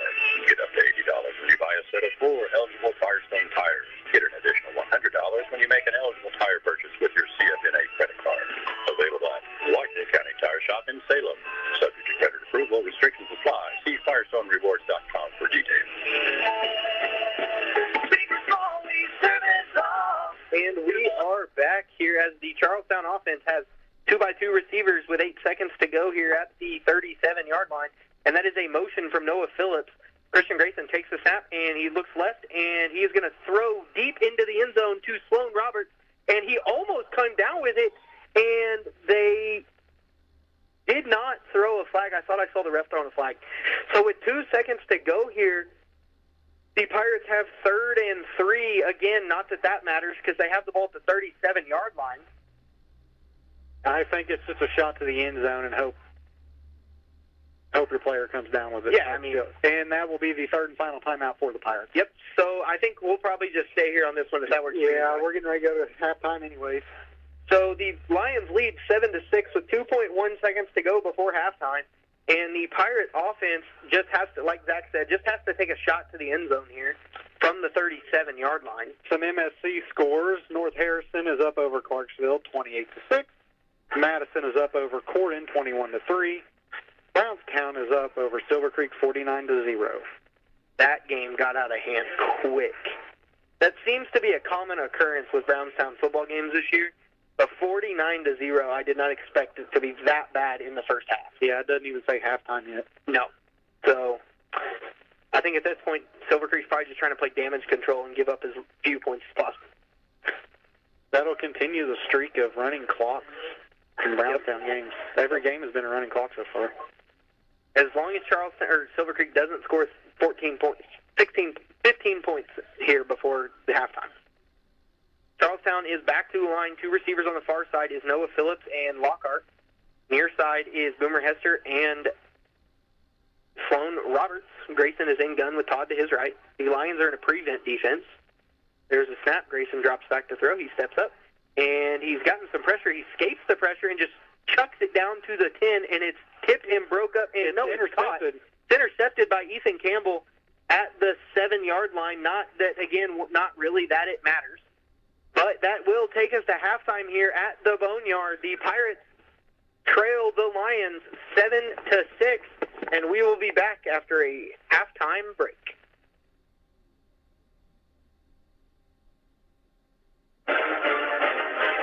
Stand by for the second half. This is the Salem Lions High School Football Halftime Report on WSLM 97.9 FM. It's time for the Commissioner's Corner, an exclusive weekly conversation about Indiana high school sports with the Commissioner of the IHSAA, Paul Neidig. Now for an up-to-the-minute report about what's happening in the constantly changing world of high school sports. Here's Commissioner Paul Neidig. It is our weekly conversation with the Commissioner of the IHSAA. Welcome into the Commissioner's Corner. I'm Brendan King, in for the Coach Bob Lovell this week, and we welcome in Paul Neidig. All things busy as per usual with the IHSAA. And Paul, I was just thinking about it as I was looking at the new rankings for IHSAA football coming up this week. Week 8, man, where does the time go every year? It's amazing. Oh, that's a conversation we just had here in the office. I mean, it's amazing that, we're racing to get to the start, because all the summer stuff. And then once it comes, you turn around and the season's half over, and now we're facing the end of the season here, and we're getting ready to do a little show this coming weekend, and the football tournament is here, and it just goes so fast every year. It's pretty amazing. As you said, the pairing show this weekend. We'll know who's facing who in the tournament. What are the preparations you guys are going through right now in preparation of the tournament? Of course, in just a short months, actually only about a month and a half away, we'll be at Lucas Oil Stadium. Yeah, the preparation continues. A couple weeks ago, our staff went to Lucas Oil and met with them to make sure that we are on track and everything's ready to go. Any changes we need to be aware of. But we're doing everything from, we're obviously getting ready to work on officials to make sure we have officials to cover every level of the tournament. We have pre-tournament meetings that we schedule with our host in all of our sports to be able to make sure that they're prepared to host the meetings. And it's just constant for us. And believe it or not, here we are in the fall. We're making final preparations, but we're already having meetings for our winter stuff because it's just something that goes on every year, and it's something that we have to stay on top of constantly throughout the year to be able to run a quality state championship. As you said, the winter sports basketball season is going to be here before you know it. But you mentioned something, Paul, about officials and making sure that you're good for the tournament. And I know, that's been a topic you and I have talked about for years, about making sure that there are enough officials and enough people are signing up. And I know that you guys continue to look for officials for the winter sports. So if somebody's interested in that, what can they go do? Well, the first thing they need to do is go to ihsaa.org. We have a tab at our webpage that says officials, and that takes you through all kinds of different information, things about officiating, but there's also a registration link, and we would encourage anybody to do that. And even if it's not necessarily officiating the state championship, that's something you work towards. But we also register officials that work youth organizations and all kinds, work with youth organizations and all kinds of things. And the thing that I always tell people is, first of all, the family that other officials create. They become dear friends. They travel together. They get together outside of the officiating season. But it's also a way to continue to love and play the game that they did as students. So obviously you play it, but now let's go back and officiate, and we can still stay connected, still be involved with student athletes, and give back to the game that we all learned to love along the way. Paul, a lot of stuff going on. Pairings announced for girls volleyball. Late September pairings were announced for unified flag football. But last week you crowned some state champions in girls golf, right? Oh, yeah. We just had a great tournament. We had a young lady from Zionsville that won her second state championship as a sophomore. Had an incredible tournament. And the quality, and we've talked about this many times, but I'm always amazed at the quality of our student athletes. We had several girls this past weekend that will be making significant contributions at the collegiate level.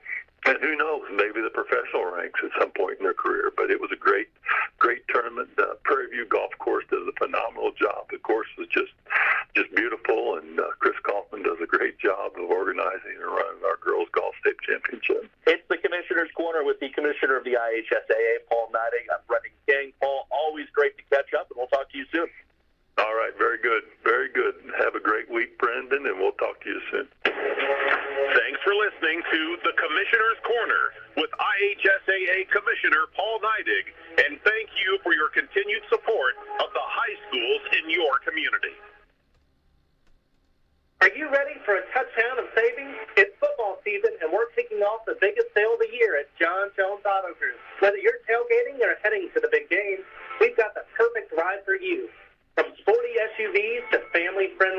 Lions, every vehicle is priced to win.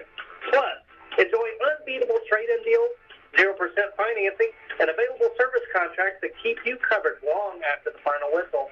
So why wait? Gear up for greatness with John Jones Auto Group. We're your winning team for the best cars and deals around. Visit us today at one of our 4 convenient locations, Salem, Scottsburg, Greenville, or Cordon, or check us out online at johnjonesautogroup.com.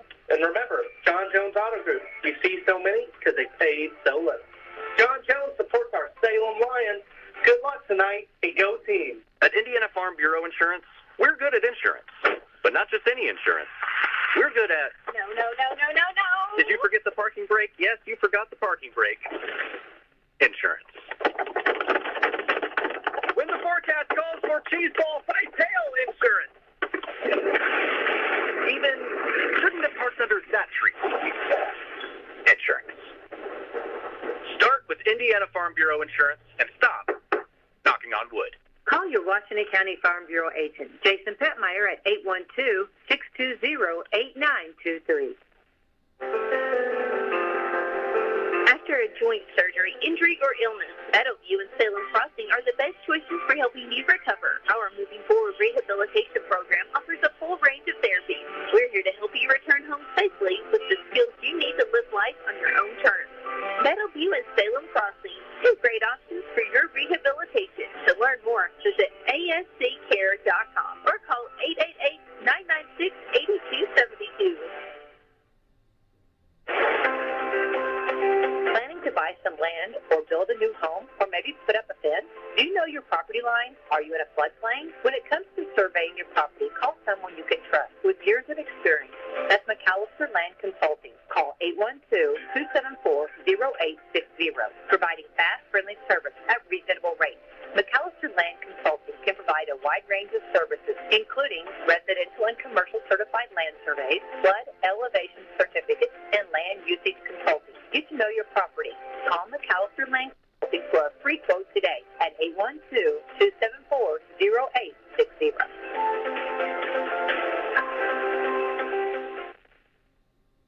Let's get on our feet and give a big hand to the starting lineup at McDonald's here in Salem. The quarter pounder is coming on the field. Filet of fish and those golden delicious fries are warming up on the sideline. And now for the feature star of the night, the Big Mac.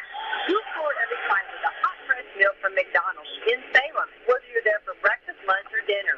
Take a time out and stop by before or after the big game to check out their all-day breakfast menu or value menu. Download the McDonald's app and you can get great deals on delicious tastes all day long, including buy 5 McCafe drinks and get 1 free. You'll score every time with the wife and kids when you make a touchdown at the Golden Arches right here in Salem. And don't forget, McDonald's has gift cards so you can give that great fresh taste all season long.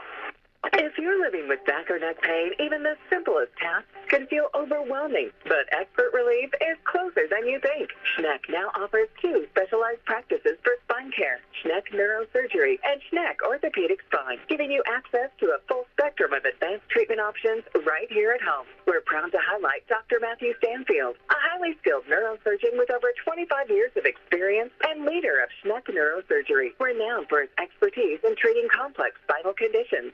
Schneck's Spine Care program proudly welcomes Dr. Kenneth McKinley, a board-certified orthopedic spine surgeon with over a decade of experience, who now leads Schneck Orthopedic Spine. Together, these 2 practices bring you comprehensive spine care, from advanced imaging and non-surgical therapies to expert surgical solutions, all tailored to your unique needs. And because it's Schneck, you'll receive compassionate, high-quality care without having to travel far. Visit schneckmed.org to learn more. Schneck Orthopedic Spine and Schneck Neurosurgery. Expert spine care, close to home.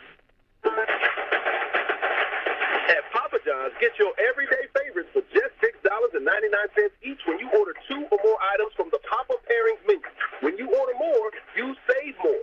Choose from medium, 1-topping pizzas, boneless or traditional wings, papadillas, breadsticks, cheese sticks, garlic knots, and desserts. It's easy to order all your favorites when they're just $6.99 each. So the next time your friends come over to watch the game, or you're tailgating at one of the local high schools, or to the IU, Purdue, or Colts games, be sure to take plenty of good food. Check out the Papa Pairings menu to save. Better ingredients, better pizza. Papa John's.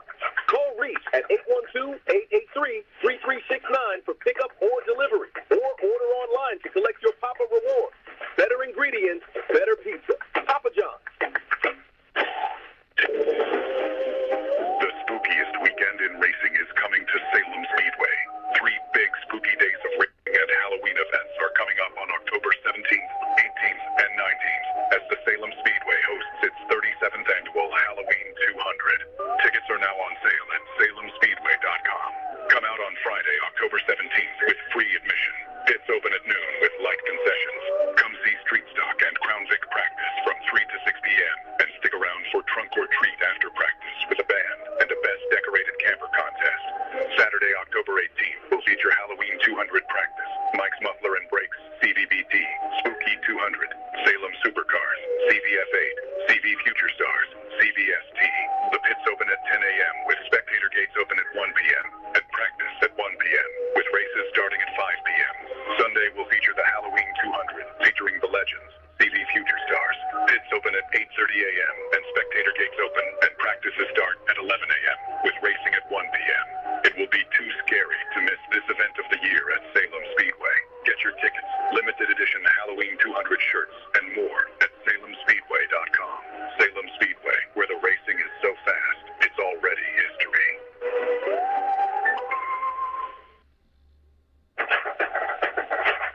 At Papa John's, get your everyday favorites for just $6.99 each when you order 2 or more items from the Papa Pairings menu. When you order more, you save more.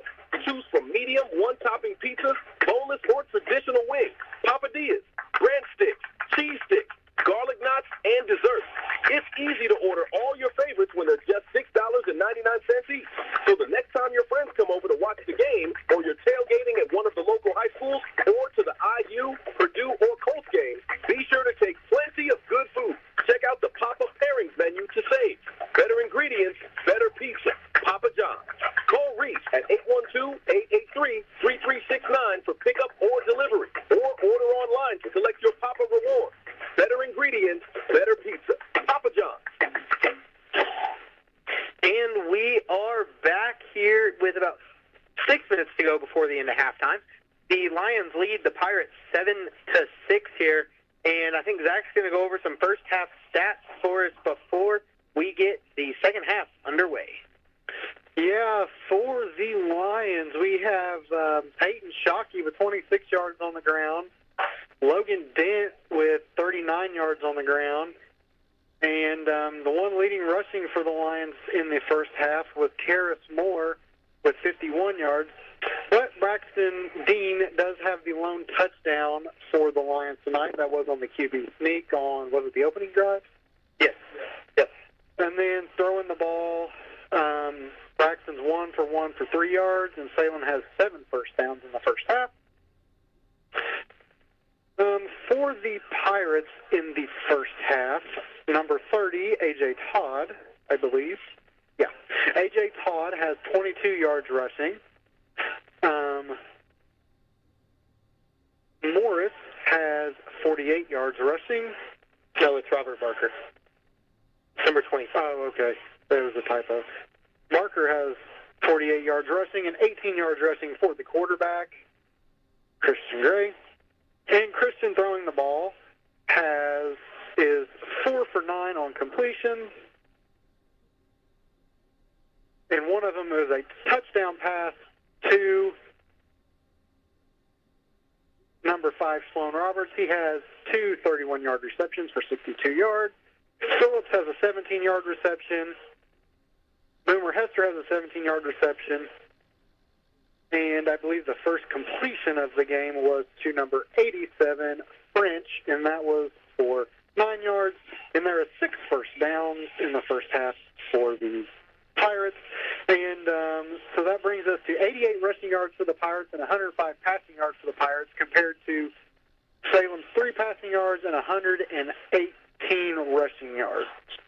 One thing that I want to mention is, really, we came into this game expecting the Charlestown pass game, and they only threw 9 passes in the first half. And I think that kind of has really thrown off their sync of offense there and has given the Lions defense a chance to really stop their offense. Yeah, during the break, Brandon and I were doing some talking, and we thought it was going to be just, fireworks tonight, bombs down the field and catches and breaking tackles and, everything in between. But it's kind of been a great game, really, Yeah, it's been a kind of really more of a run attack for the Pirates, and I think I would expect to see them sling the ball around a little bit more here in the second half.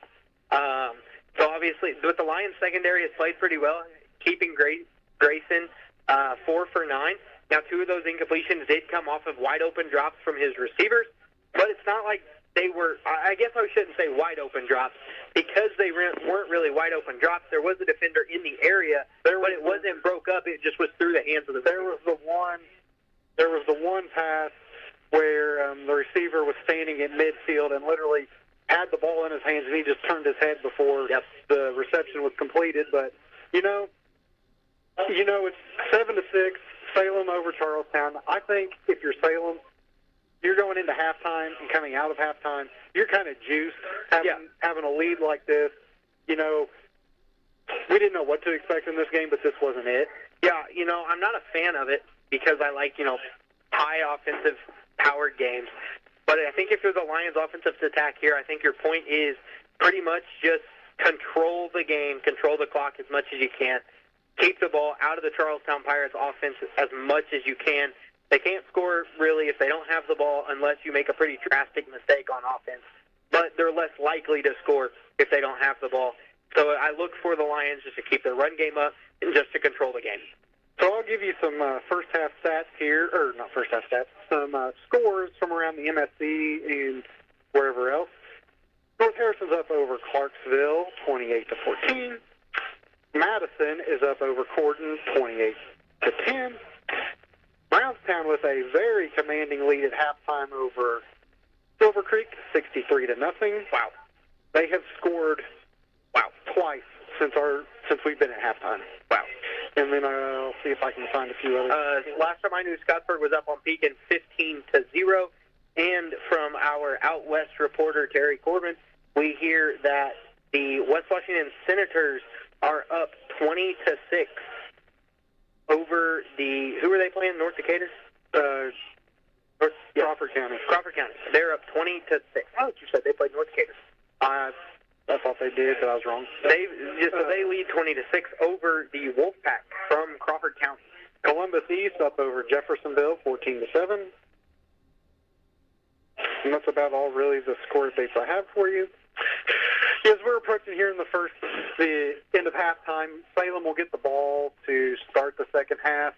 I think, I would fully expect Salem's going to try and control the clock in the second half, and you'll probably see Charlestown try and sling the ball around more. Yeah, I think they're going to probably just pick it up a little bit. They got to the line quick, ran their plays quick, but they didn't really have that electric offense that we expected in the first half. So we will see here what Coach Daniels and the Pirates have figured out at halftime. But first we will see the Lions offense on the field here after the kick return. Again, they lead the Pirates 7-6. And our halftime unofficial Ethan stats are brought to you by John Jones Auto Group, McDonald's of Salem, Salem Crossing, Meadowview Healthcare, Washington County Tire, Schneck Hospital. Also, Papa John's of Salem, Vital Farms, Jason Petmeyer Insurance, Rodney Bruff Insurance, Temple & Temple. And we are ready for the second half of action at the Boneyard, where the Salem Lions lead the Charlestown Pirates 7-6. And we're going to see if we can get this door shut here so you guys don't have to listen to the loudness from the outside. Ethan's been our official door guy tonight. He's closed about 7 doors. It's in and out all night, man. It has been. It's people in and out. And the problem is it's not really that bad until the doors get opened and the music's playing or the fans get really loud. It gets really loud in here, and you guys hear a lot of feedback. We won't be shutting the back door, I guess. So the Pirates kickoff team is set to kick. That is number 0, Braden Lasso, in to kick for the Pirates. Back deep to receive is number 3, Peyton Shockey. Lasso's kick is a deep one down to the 20-yard line, and it's fielded. And Shockey is met quick and hit hard at the 26-yard line. So the Lions offense will take over 1st and 10 at their own 26.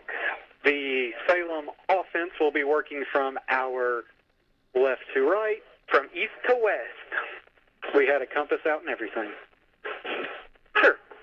I did. Okay. You didn't Was I right? Was east to west right? Yes. Okay. You didn't see me have the compass out in the truck? Oh, in the truck, yeah. The Braxton Dean offense is under center with Karis Moore in the backfield. There's a snap, and it's a handoff to Karis, who finds a hole but is met at the 30. So it's a 4-yard pickup there for Karis on first down, and that brings up 2nd and 6 now for the Lions here on their own 30. Yeah, that's one thing that you got to bring up. Karis just keeps improving as the season progresses. Yes. You know, and you got to appreciate that as he's a senior for this line. We've also seen him get more and more touches as we progress through the season.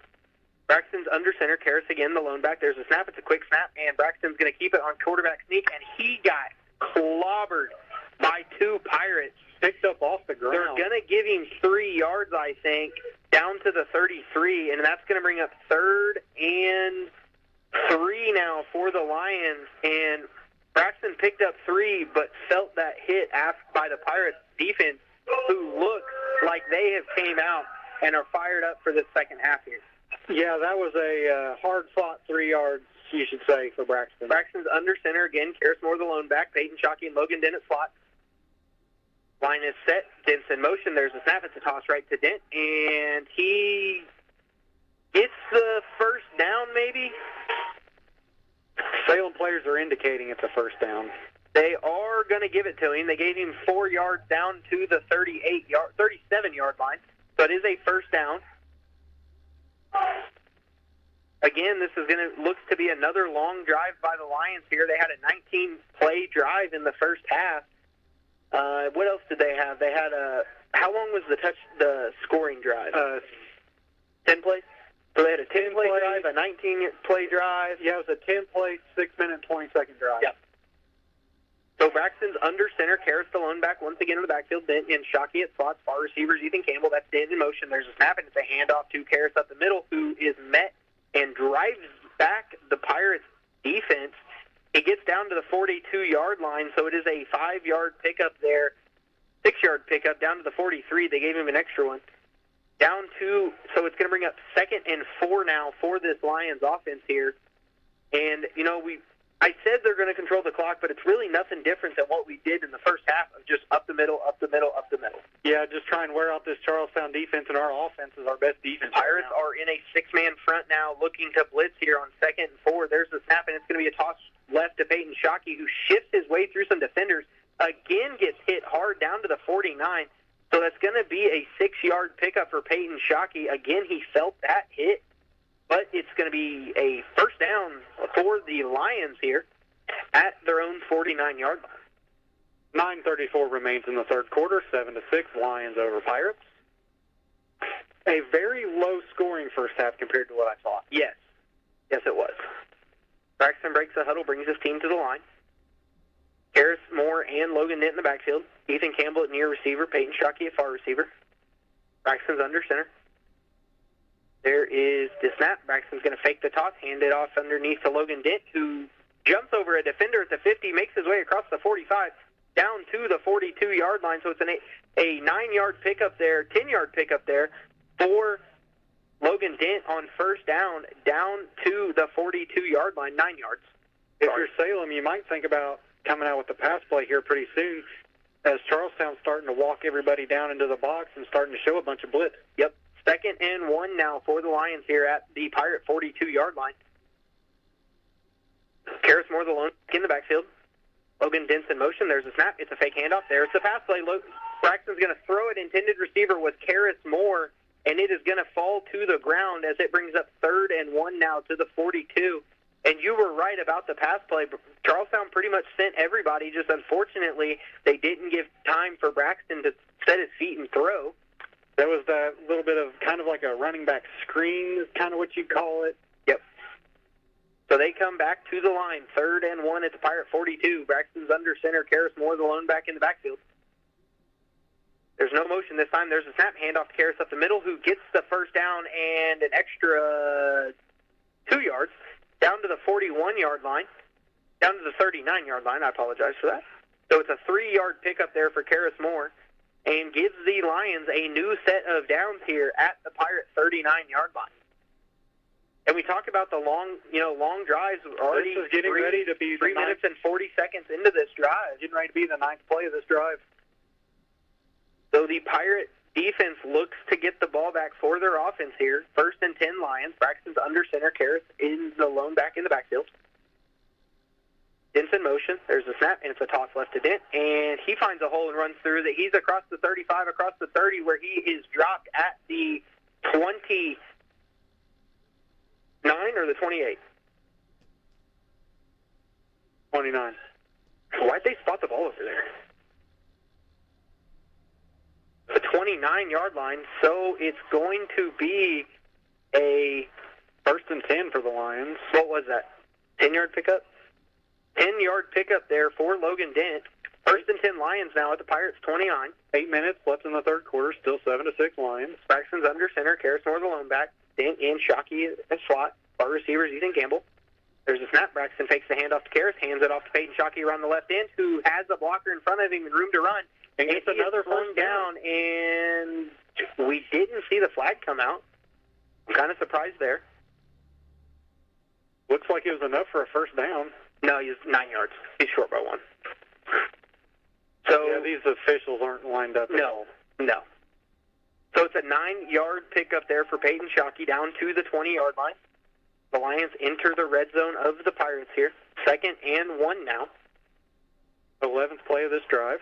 Braxton's under center, Moore and Dent in the backfield. 2-back set. Our receivers, Rory Davidson. There is the snap, and it's a handoff to Dent around the right side, who breaks the tackle and lowers his pads, but put his knee down at the same time, so he's down to the 14-yard line, so it's a 6-yard pickup, but it's good enough for a Lion first down, and that brings up 1st and 10 now at the 14-yard line. I feel like the energy has just kind of dropped dramatically in this stadium. Yeah, even really from, both sides. None of the fans are really cheering for either team. The players for Charlestown are kind of just walking around the field. Yeah. Braxton comes out under center. Karras Moore the lone back in the backfield. Logan Dent at near slot. Ethan Campbell at near receiver. Peyton Shockey at far receiver. Dent's in motion. There's a snap. Handoff to Karras up the middle, who I don't think Charlestown knew he had the ball, and he is going to be tripped up at the 1-yard line. So it's a 12-yard pickup. And somebody's down on the ground. So that is Karras. He's up. I think he's all right. No, I think the Charlestown player thought it was a fumble in the end zone, and they were fighting for the ball. So it is a down to the 2-yard line. So it's 1st and goal now after the 12-yard pickup there by Karras Moore. Let's see what the offense has here. I bet it's a 3-back set, and it's Karras, Ethan Campbell, and Logan Dent. 3-back set. Braxton's under center. Braxton takes a snap, hands off to Dent, who walks into the end zone and extends this Lions lead 13-6 here.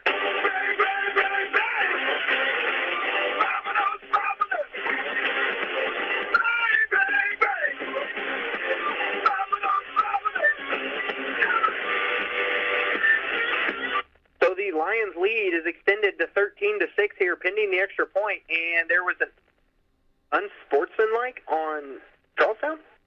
They just took our points off the board.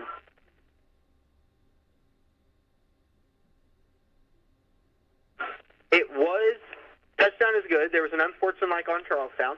Not sure what number. I heard through the radio they said it's assessed on the kickoff. Yes. I think you get to pick. I think it's either you do. The pick kickoff or the 2-point conversion. Really, there's no reason to. You gain 1.5 yards if you take it on the PAT, or you get 15 on the kickoff. So Blake Applegate is in for the point after kick. And the Pirates jump off sides, so that will move them half distance. So the Lions offense will make their way back onto the field. Very common occurrence, as you hear every week. Honestly, I expected it in the first PAT, but they didn't jump. I guess we did kick a PAT in the. I expected them to jump on that one, and they didn't. I think now they're just amped up. Yeah, that was on number 35, Trevor Branham for the Pirates. So the 2-point conversion now comes out, and that could be a game changer if we get this, as it extends the lead to 9 points instead of 8. Braxton's under center, Moore, Campbell, and Dent in the backfield. There's the snap, and it's a handoff to Logan Dent, who does not get in, I don't believe. Nope, he does not. So the score will stay 13-6 here at the Boneyard.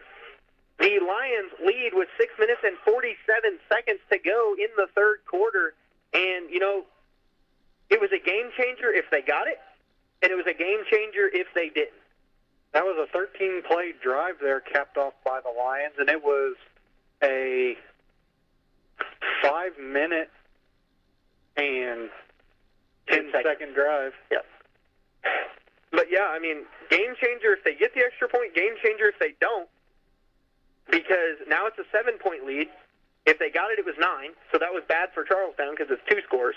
But now it's a 7-point touchdown PAT lead for the Lions here. They should be kicking off on their side of the field here at the 45. Yes, it's on the Charlestown 45, not the Salem 40. Yep. So Blake Applegate is in to kick for the Lions. The two deep guys for the Pirates have their feet on the goal line. That is Liam Iglesias and Noah Phillips for the Pirates. Let's see if they squib it or let's see if they just kick it into the end zone here.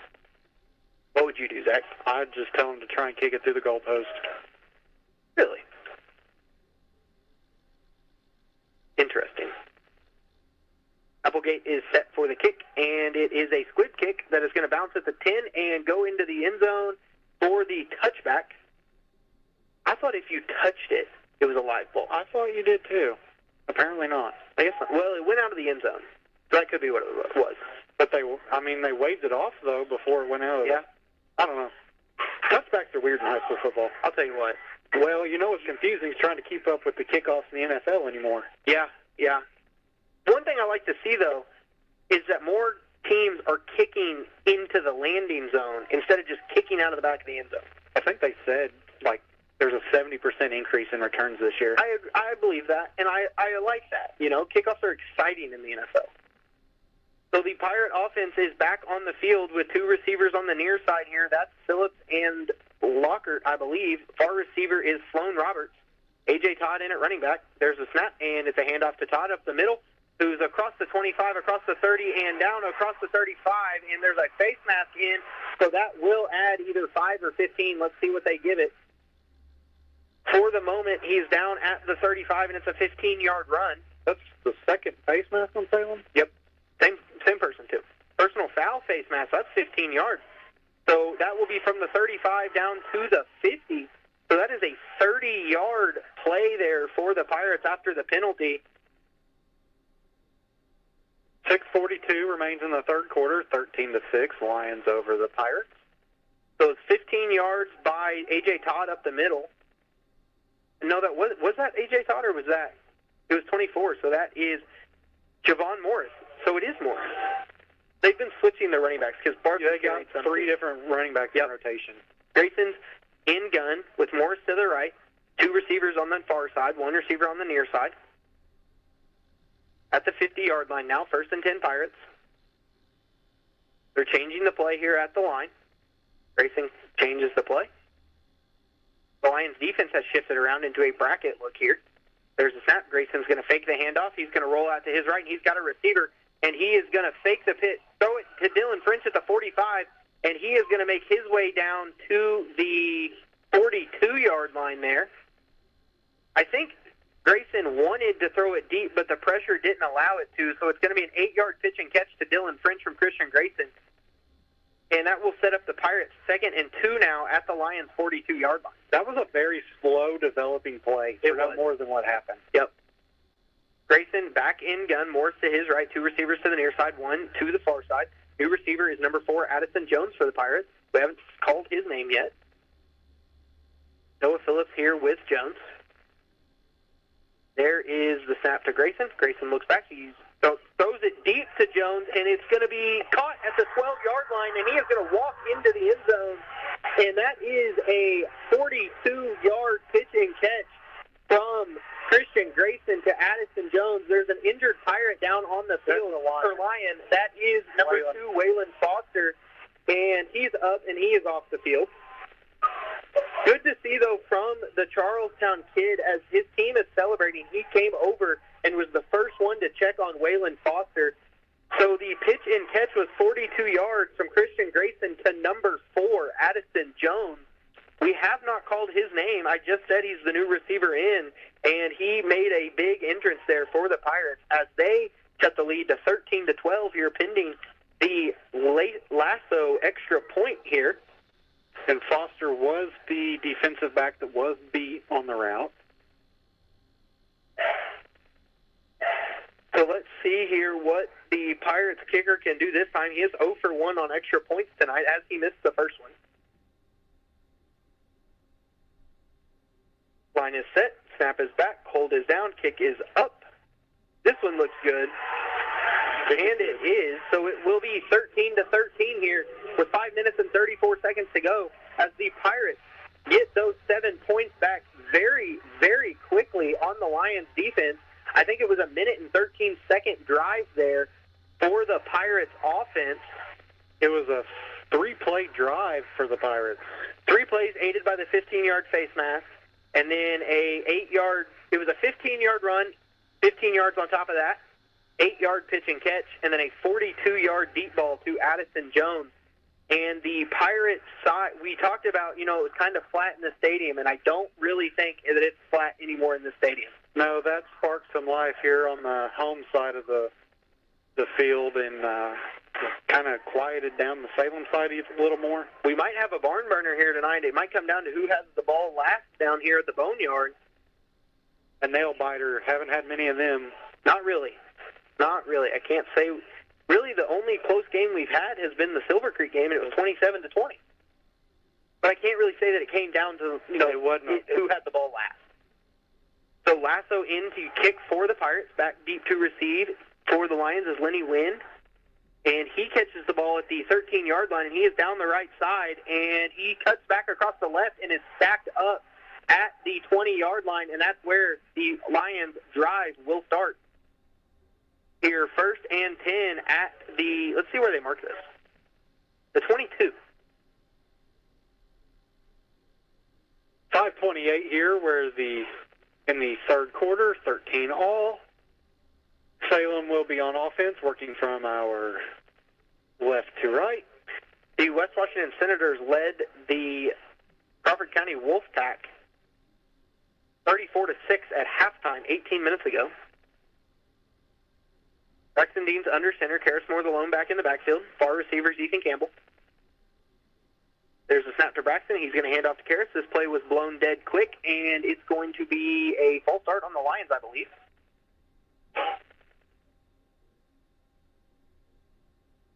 Number 43, Cameron. No, it's offsides on the Pirates. Number 43, Cameron Wimstead, outside linebacker for the Pirates, is being tended to by the athletic trainers on the sidelines. So that is 1st and 5 now for the Lions at the 27-yard line. Did somebody just line up offsides? I think that's what happened. Okay. Because they didn't throw the flag until the snap. I think they just lined up in the neutral zone.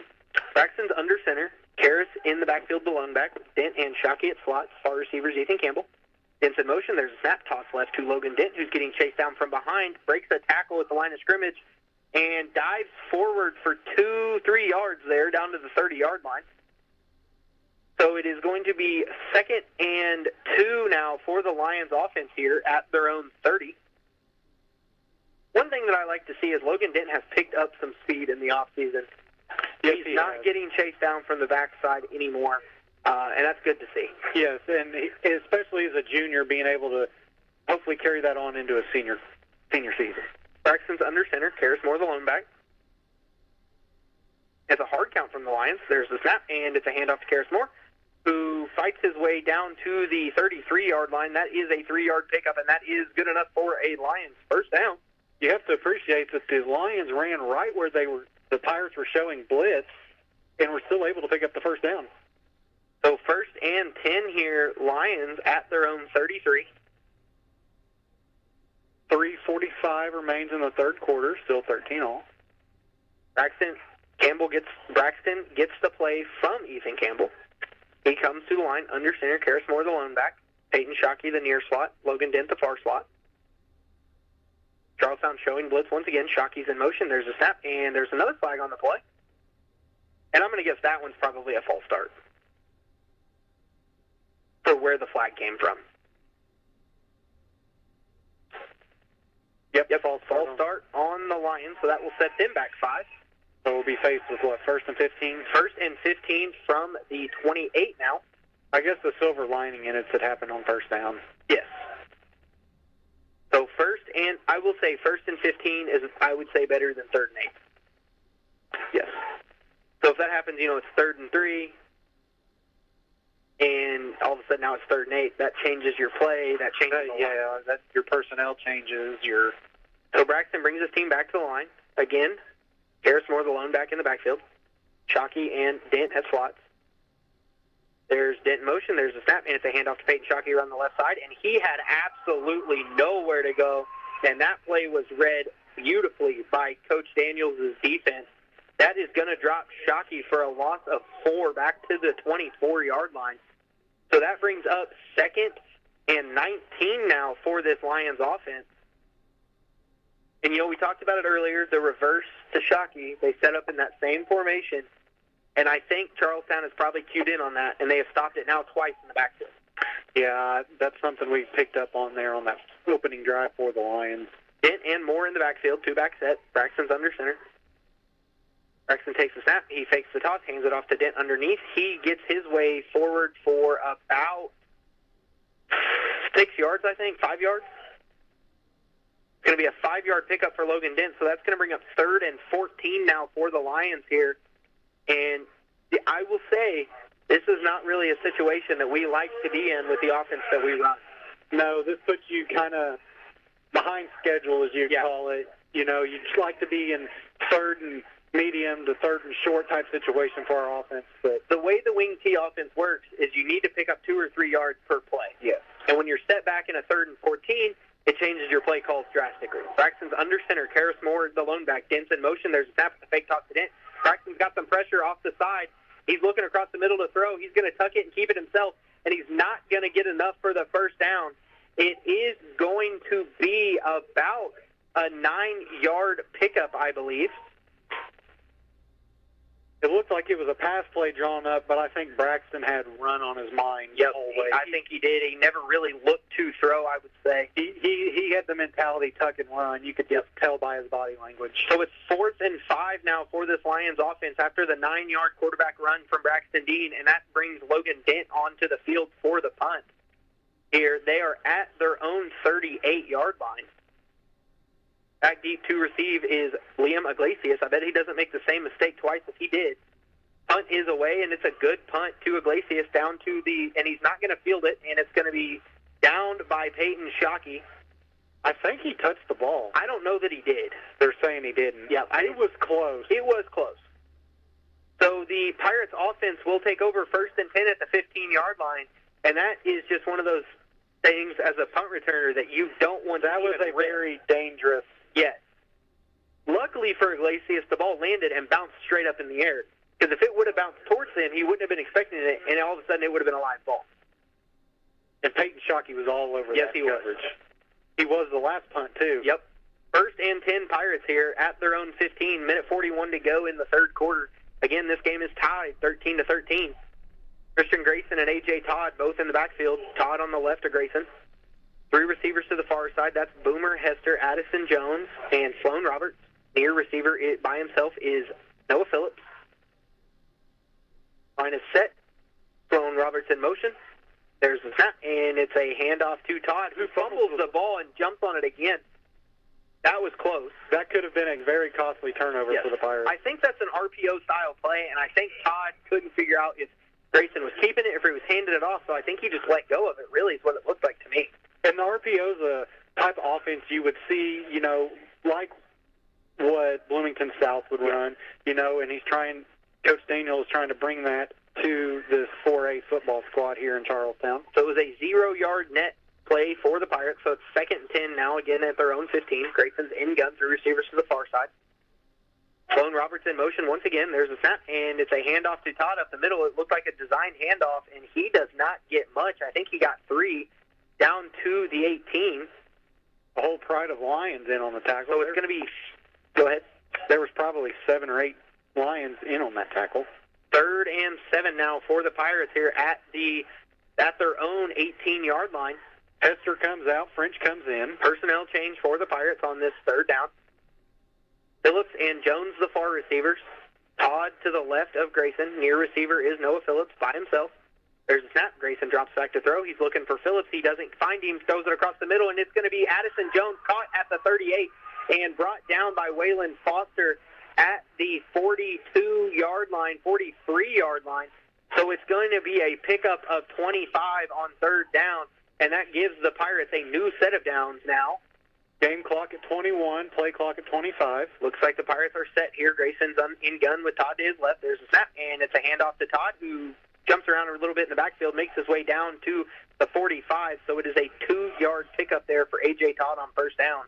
And that brings up 2nd and 8, and I think that's probably going to bring us to the end of the third quarter. We will move into the fourth quarter here at the Boneyard. The Pirates and Lions are knotted at 13, and we will be back after a short commercial break. Many thanks to our fine sponsors. Salem Lions High School Football continues in just a moment on WSLM 97.9 FM. The spookiest weekend in racing is coming to Salem Speedway. 3 big spooky days of racing and Halloween events are coming up on October 17th, 18th, and 19th as the Salem Speedway hosts its 37th annual Halloween 200. Tickets are now on sale at salemspeedway.com. Come out on Friday, October 17th with free admission.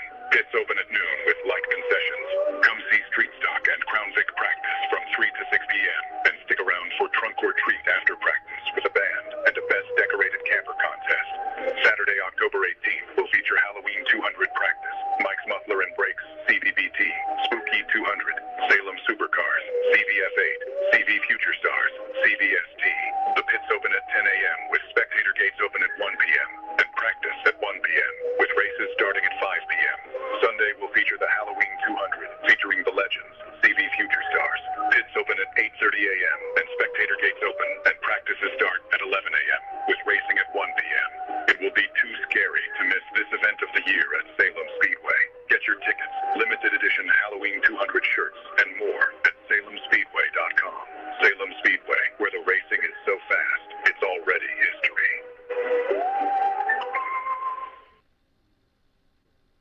And we are back here as they were doing a cancer support night here tonight at the Boneyard, and they've got glow sticks in everybody's hands who are here either as survivors of cancer, as a support of a family member in cancer, a friend in cancer, something like that. And it's just nice just to see, you know, a school local like this supporting a cause as such as cancer. Yeah, it's pretty cool.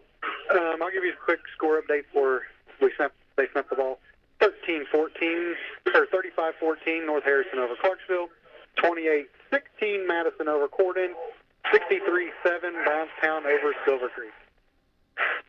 For the game in front of us, it is 2nd and 8, Pirates football here at their own 45-yard line. Christian Grayson is in gun with A.J. Todd to his left.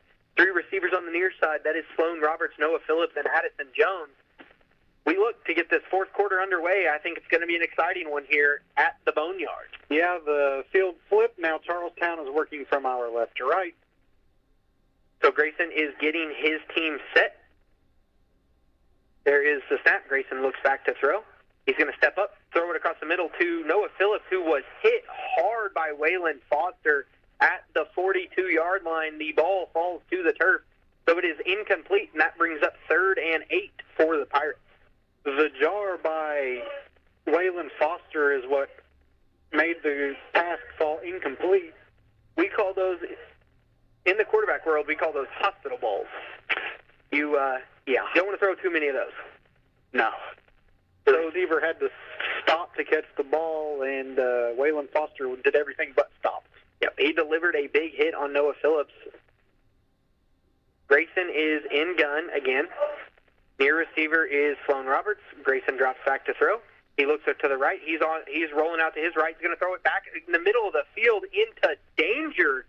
There was 2 Pirates and about 4 Lions there, and that was Campbell and Carrots Moore and Peyton Shockey all in coverage there.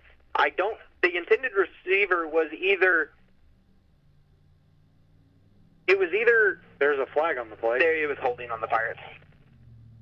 And Caden Romero Embry was in pursuit of Grayson. So that is going to move the Pirates back 10 yards. So that brings up 3rd and 18 now for the Pirates at their own 35-yard line.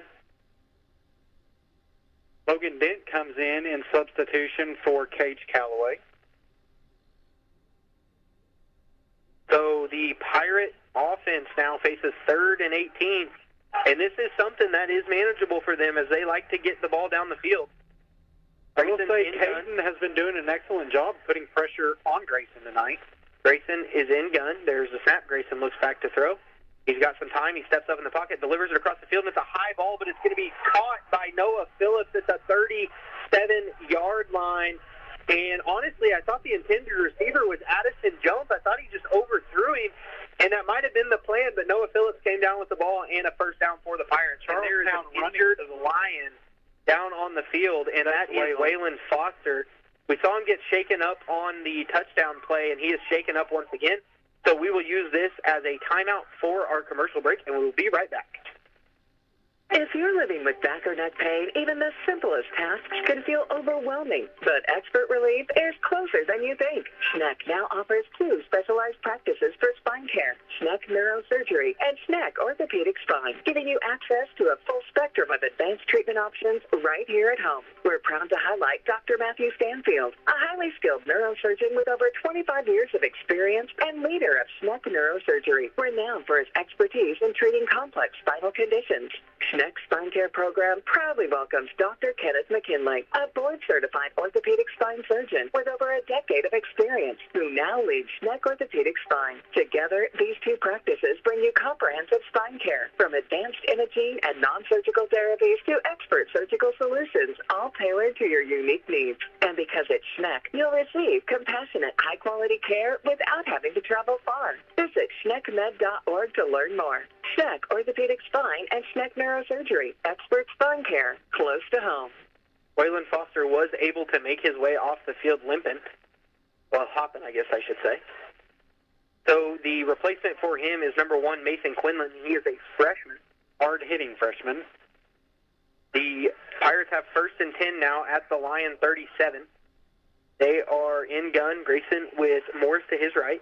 2 receivers to the near side. There's a snap, and he's going to hand off to Morris. Fake the handoff to Morris. Hit Dylan French at the 23, who breaks the tackle, fights his way forward down to the 13-yard line, 12-yard line. So they are going to give him a 25-yard pickup there. And, you know, we mentioned his name early as a threat maybe. We only see him catch, I think, 3 balls, but he's got probably 45 yards receiving. The words couldn't come out of my mouth quick enough. I was watching French on that play. French went in motion. They let the play action happen. He was kind of delayed and snuck his way on a seam route and caught the ball. It was a beautifully designed play. French at 42 yards receiving. I was way off. Christian Grayson's in gun. I think that's Morris to his left. We have not seen A.J. Todd here in the second half, I don't believe. Just a couple plays. Addison Jones and Sloan Robinson, near receivers, at the handoff to Morris, and he doesn't get really anywhere. He picked up 1 down to the 11-yard line. So it's going to be 2nd and 9 now for the Pirates. And I don't know that I see A.J. Todd on the sideline either. I don't know that he's been in the second half at all. I think I called his name earlier, but I don't think it was him. I think it was Morris. And I see him down there. He is down there on the sideline. Caden Romero, Embry, and DJ Ward in on the last tackle. Grayson's back in gun. Morris to his right. 2 receivers to the near side, 1 to the far side by himself. That is Sloan Roberts. Near receivers are Addison Jones and Noah Phillips. There is a snap, and it's a handoff to Morris, who cuts up the middle, breaks the tackle, and he dances his way into the end zone past the Lions defense. And it is going to be a touchdown for the Pirates and Javon Morris. An 11-yard carry there for the Pirates, and now they take the lead over the Lions, 19-13, pending the extra point here. You know, Javon Morris there comes in. He's a 5'8", 171-pound senior, and he is quick and he is shifty, and he has been hard to tackle for this Lions defense tonight as he makes his way into the end zone. Lasso is in for the extra point. To hold is backup quarterback Ricky White. There's a snap. Lasso's kick is up, and it looked good, and it is. So the Pirate lead is extended to 20-13 with 10:18 to go here in the fourth quarter. We're just going to stay here during this break, and Zach's going to give us some drive stats. That was a 9-play drive there by the Pirates, and it was a little over 3 minutes in length. How many passes have they thrown in the second half already?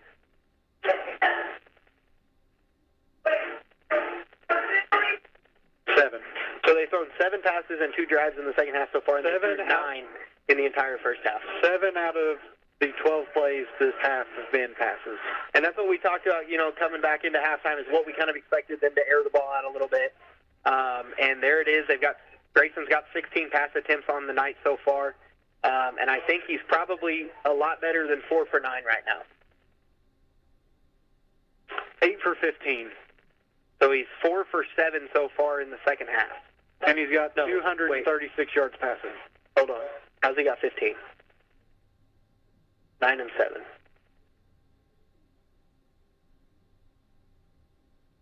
We'll figure it out. 8 completions and 7 incompletions. Lasso is in for the kickoff. And he runs up, he kicks it, and it is a kind of a short kick down to, I guess I should say short. It's going to land at the 13, and it's going to go out of bounds at the 5. So the Lions offense will start 1st and 10 here at the 40-yard line. 10-18 remains in this ball game. 20-13 Pirates over the Lions.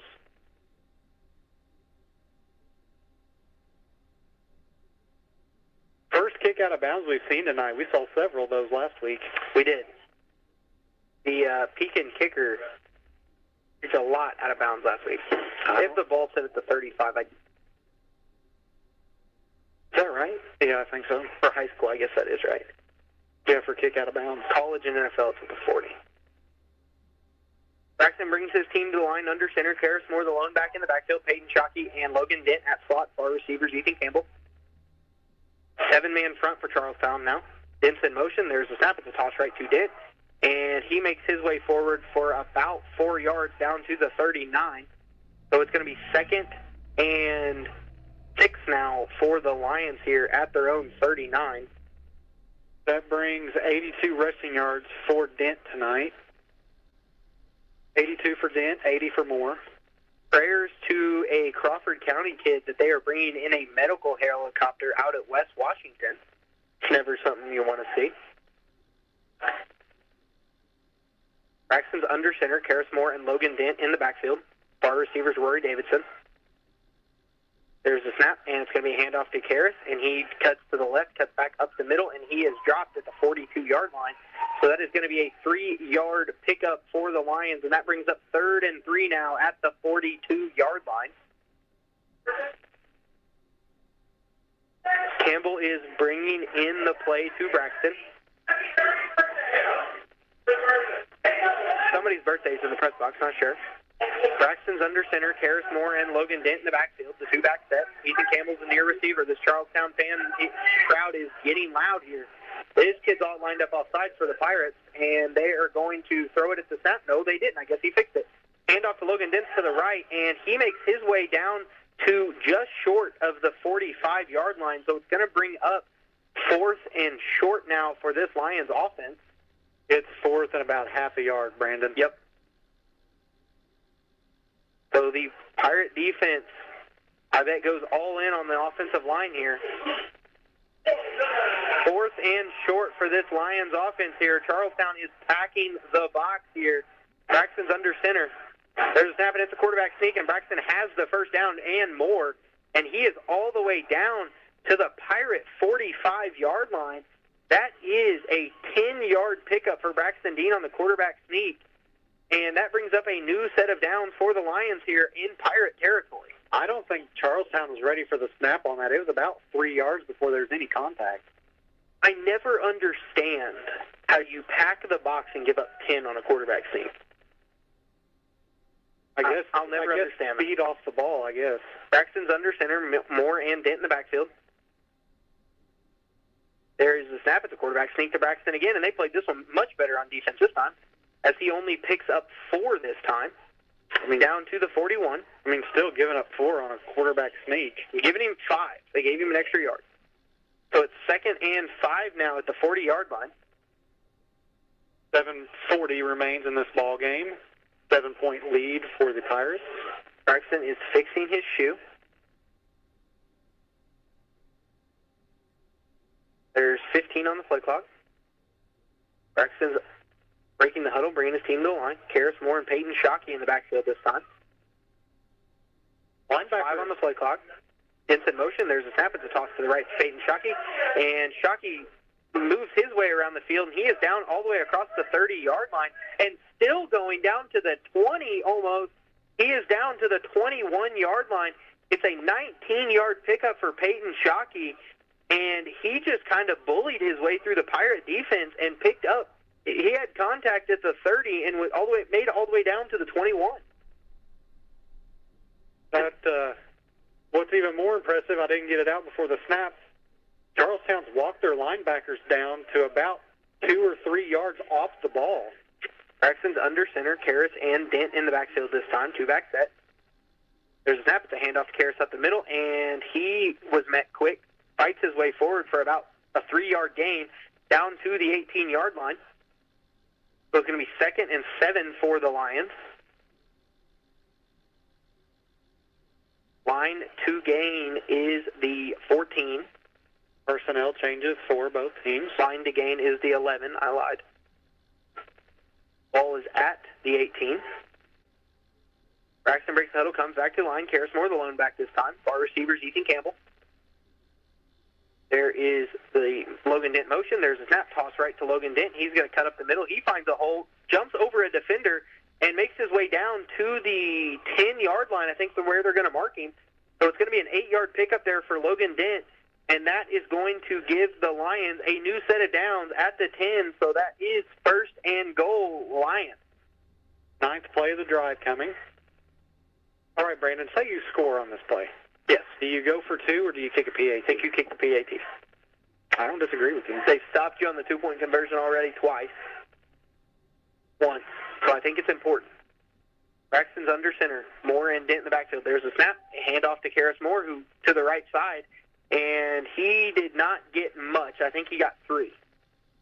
So he's down to the 7. Karras Moore has had most of the work tonight. Yeah, he has 92 rushing yards on 21 attempts. That is the most in both categories for the Lions tonight. That is the most yards and carries we've seen from Karras this year. He had 100-some yards against Corden. I lied. It's the most carries he's had this year, I believe. Yeah. 7 yards till the promised land for the Lions here. They have 2nd and goal at the 7.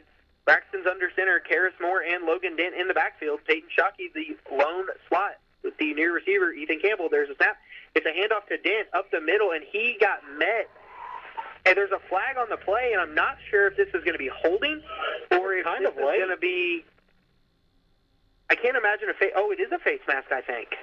That'd be half the distance. And a 1st down. Face mask on the Pirates, it depends. It's not personal foul. So it's not an automatic 1st down. Several face masks tonight. There's been a lot. So it'll be a half a distance to the goal, so it's a 2.5-yard penalty. But it does not give the Lions a 1st down, so it is 2nd and goal from the 2.5 now. They break the huddle, come to the line. Braxton's under center, Karras Moore the lone back, Logan Dent near slot, Peyton Shockey the far slot, Ethan Campbell the far receiver. There is Logan Dent in motion. There's a snap, and it's a toss to Logan Dent around the right side, and he dives his way into the end zone for the Lions touchdown, and that cuts the Pirates' lead to 20-19 with 5:05 to go here in the 4th quarter. And we'll see what Coach Pennington decides to do, and it looks like they're going to go for 2 here. They brought in DJ Ward. We look for that 3-back set here. That's usually when they bring him in. I expect this maybe to be that quarterback keeper from Braxton. We haven't ran it tonight. If you're going to run it, I'd say this is probably the time to Probably the time to do it. So the lead is what Coach Pennington has on his mind. Braxton's under center, 3-back set. That is Moore, Campbell, and Dent in the backfield. The box is packed with all 11. Braxton is under center. There is a snap, and it is going to be the quarterback keeper. He's going to roll to his left, and he's going to go one-on-one. And it was guarded correctly. It just, unfortunately, for the Pirates, Braxton was able to get in.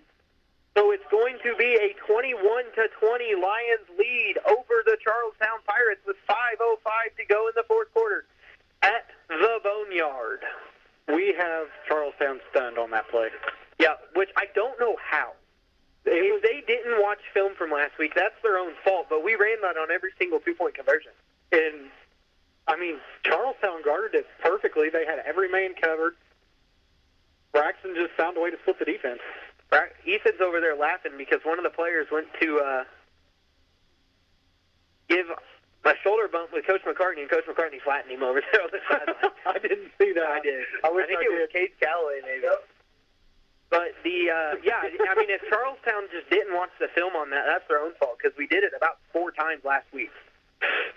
Regardless, there's 5:05 remaining in this ball game. 21-20 lead for the Lions. 21-20.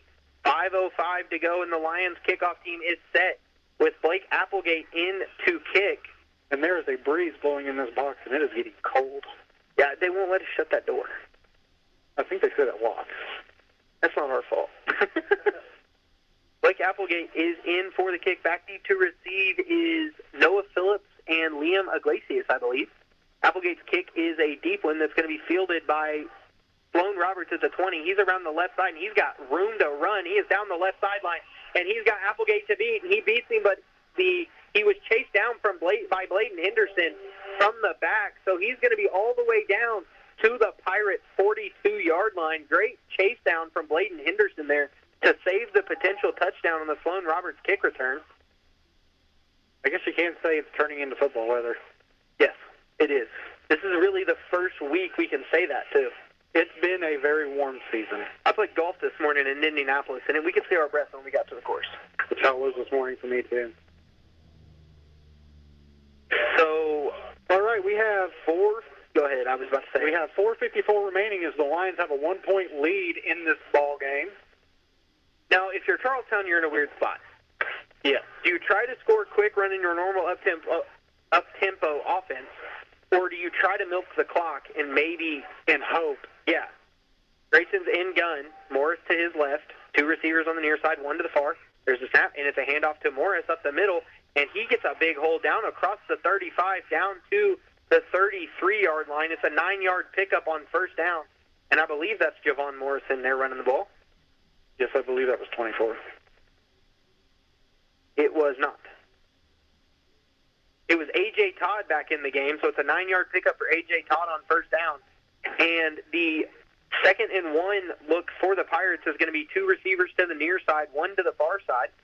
It's Noah Phillips and Addison Jones to the near side, far receiver by himself is Sloan Roberts. Grayson changes the play call at the line. Todd now on his left. There's the snap, and Todd's going to take the handoff. He's going to make his way down to the 29-yard line. Or are they going to give him the 30? Let's see where they give him. I think they're trying to come out in 30. I think they're trying to milk the clock, but if they bust one for a touchdown, they're going to take it. Yes. So that was about what? How far was that, Ethan?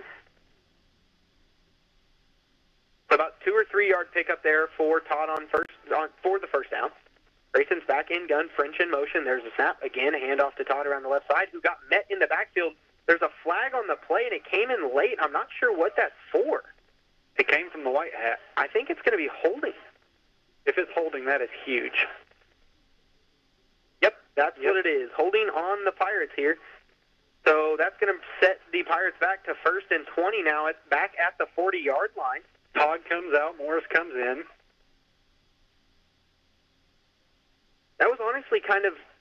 I refed my first game the other day. But that was kind of a weird time to throw a holding because both of the Salem defenders were kind of running free when he threw the flat. You know what I mean? Regardless, that was big. Yes. That was big. 1st and 20 now for the Pirates here on the 40. There's a snap, and it's a handoff to Morris up the middle, who breaks the tackle. He's all the way across the 30, and he's busting this run down to the 20-yard line, and that is a 20. There's a flag. Late flag in. And it's going to be on Charlestown. I think so.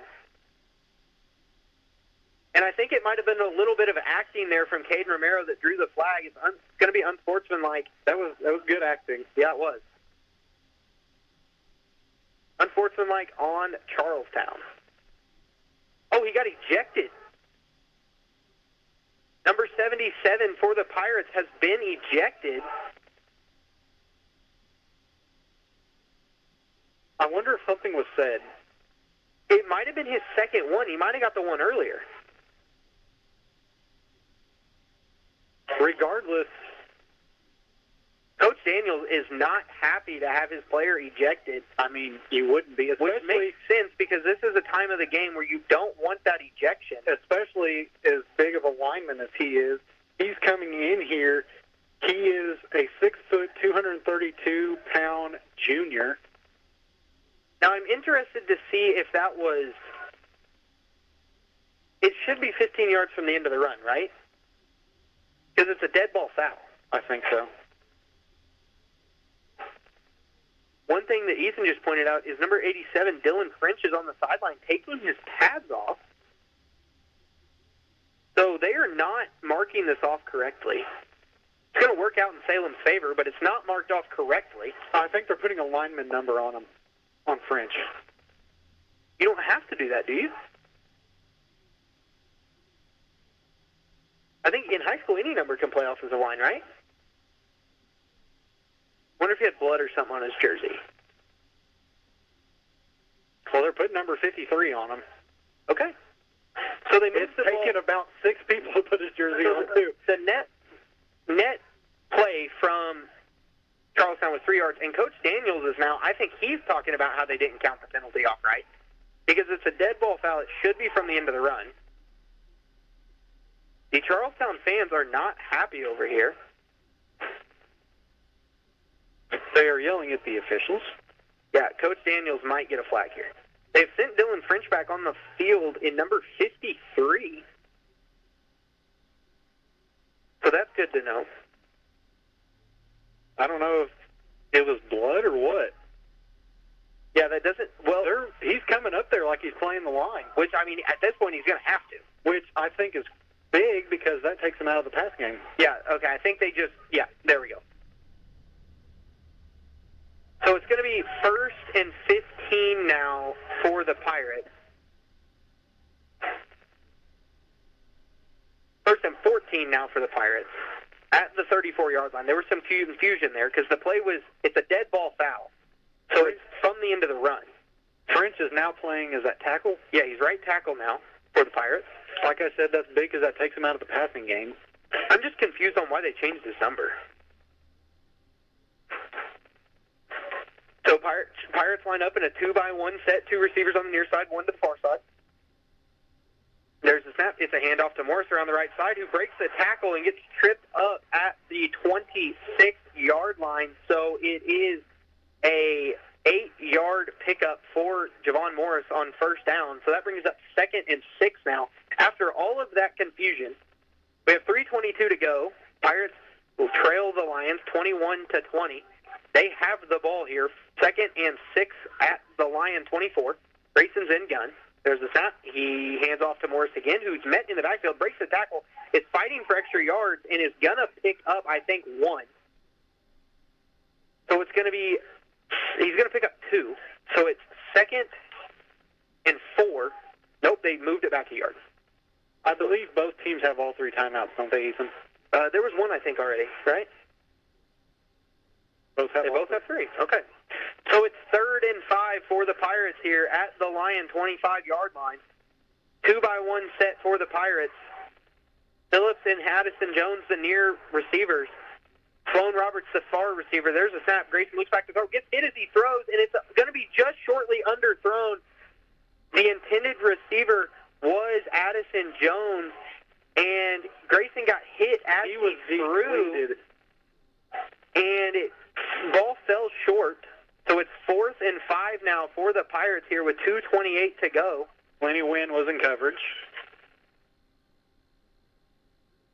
Grayson's holding his wrist. And it's going to be a timeout by the Pirates. That will be the first of the second half. So we will be back after a commercial break to hear the end of this game. get your everyday favorites for just $6.99 each when you order 2 or more items from the Papa Pairings menu. When you order more, you save more. Choose from medium, one-topping pizzas, boneless or traditional wings, papadillas, breadsticks, cheese sticks, garlic knots, and desserts. It's easy to order all your favorites when they're just $6.99 each. So the next time your friends come over to watch the game, or you're tailgating at one of the local high schools, or to the IU, Purdue, or Colts games, be sure to take plenty of good food. Check out the Papa Pairings menu to save. Better ingredients, better pizza. Papa John's.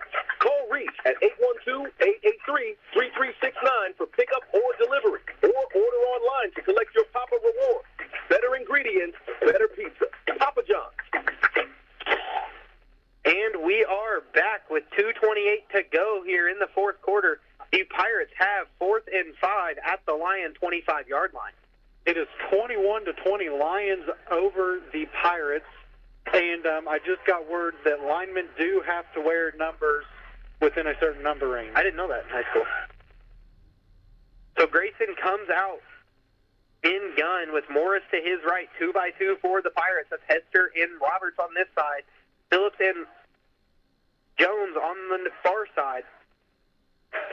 Grayson gets his line set. He takes the snap. He drops back looking to throw. It's a quick pass, and it's a high ball.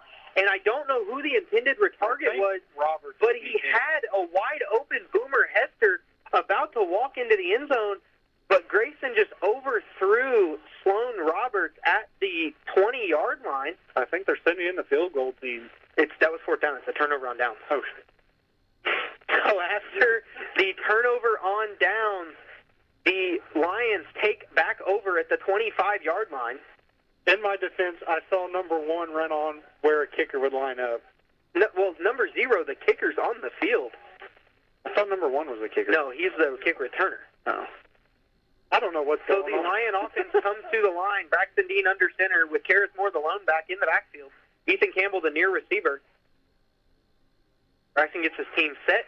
He gets Dent in motion. There's a snap. It's a toss left to Dent. Dent cuts up the middle, gets forward down across the 30 down to the 32. So it's going to be a 7-yard pickup for Logan Dent to the, nope, it's going to be an 8-yard pickup down to the 33. Did Charlestown use one timeout? Ethan, I'm sorry over here. It's just the ref that marks the spot lines up, and then the ref in the middle just sets the ball wherever he wants to. Nobody knows what's going on. Let's just leave it at that. So it's going to be 2nd and 2 with under 2 minutes to go here. The Lions have the lead 21-20. The Charlestown Pirates have to get a defensive stop to have a chance at this game. I believe Charlestown has 2 timeouts. Braxton's under center. Karras the lone back.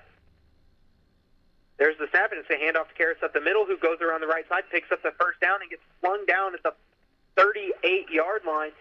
And that will stop the clock for the chains to get set. But after that, they will start rolling. Minute 34 remains in this ballgame. So that was a 5-yard pickup there for Karras Moore. Minute 29 to go. The clock is moving.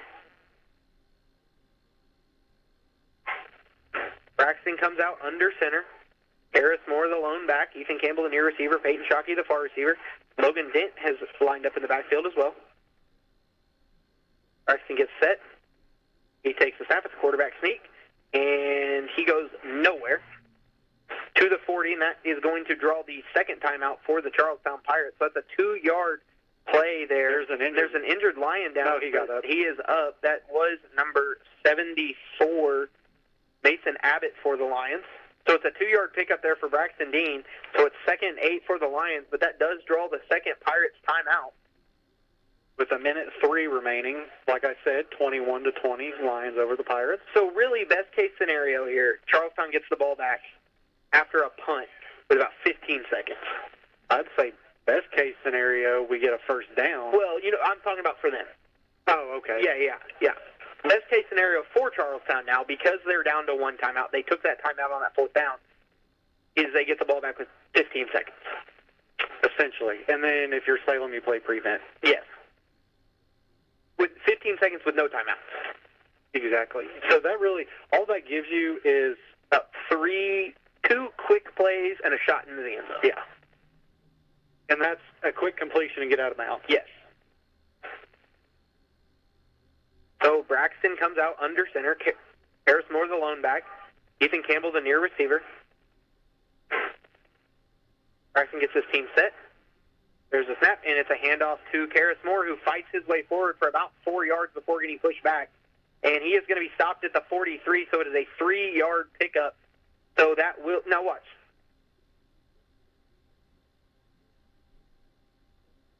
What are we watching? Did you see that? No. This ref marked him up to 43. That ref took the ball and then started moving back that way and set it. So it's a 4-yard pickup. Sorry, Ethan. So that – huh? I watched. Okay. So that does bring up 3rd and 4 for the Lions here as the Charlestown Pirates take their third and final timeout with 57.5 on the clock. The Lions lead the Pirates 21-20. How long is the play clock? 25. It's 25 during a running clock. If they get a first down, or if there's a stoppage for like a first down or anything, it goes to 40. I was going to say, I almost wonder if you take a knee, and then if you take a knee, the clock's going to run down to about 25 seconds. Yeah, and that's what I was saying. The best case scenario is Charlestown gets the ball back to 15 seconds. I was going to say, you could almost try and pull a... No, you can't run around for 25 seconds. No. Braxton's under center. Harris Moore, the lone back in the backfield. Ethan Campbell, the near receiver. Peyton Shockey, the far receiver. Braxton runs the hard count, does not get the Pirates to jump. And they're just going to... The Lions will now call a timeout. So we will take probably our final commercial break until after the game, and we'll be back after a short commercial break.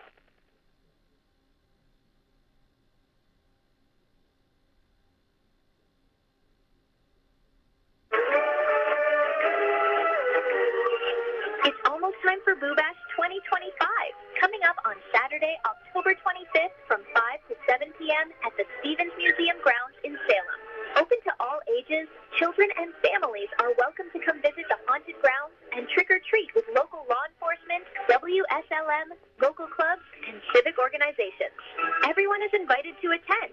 For more information, call Becky White at 812-620-7271 or email at wslmradio@gmail.com. Come out for an evening of treats, family, and lots of fun. Boo Bash 2025 at the Stevens Memorial Museum on Saturday, October 25th. The Lions are back to the line, 3rd and 4. Braxton's under center. Harrison, Logan's backfield. There's a snap. It's a handoff to Karras. Karras pushes forward. And he picks up the first down, and that will be enough to do it here as the Pirates will fall to the Salem Lions as the Lions took the road trip down to the Boneyard, and they come away victorious as long as they don't fumble a snap here. They come away victorious 21-20 over the Pirates. Braxton's going to line up under center and just take this knee. That will wind the clock down. Braxton takes a snap. He takes the knee.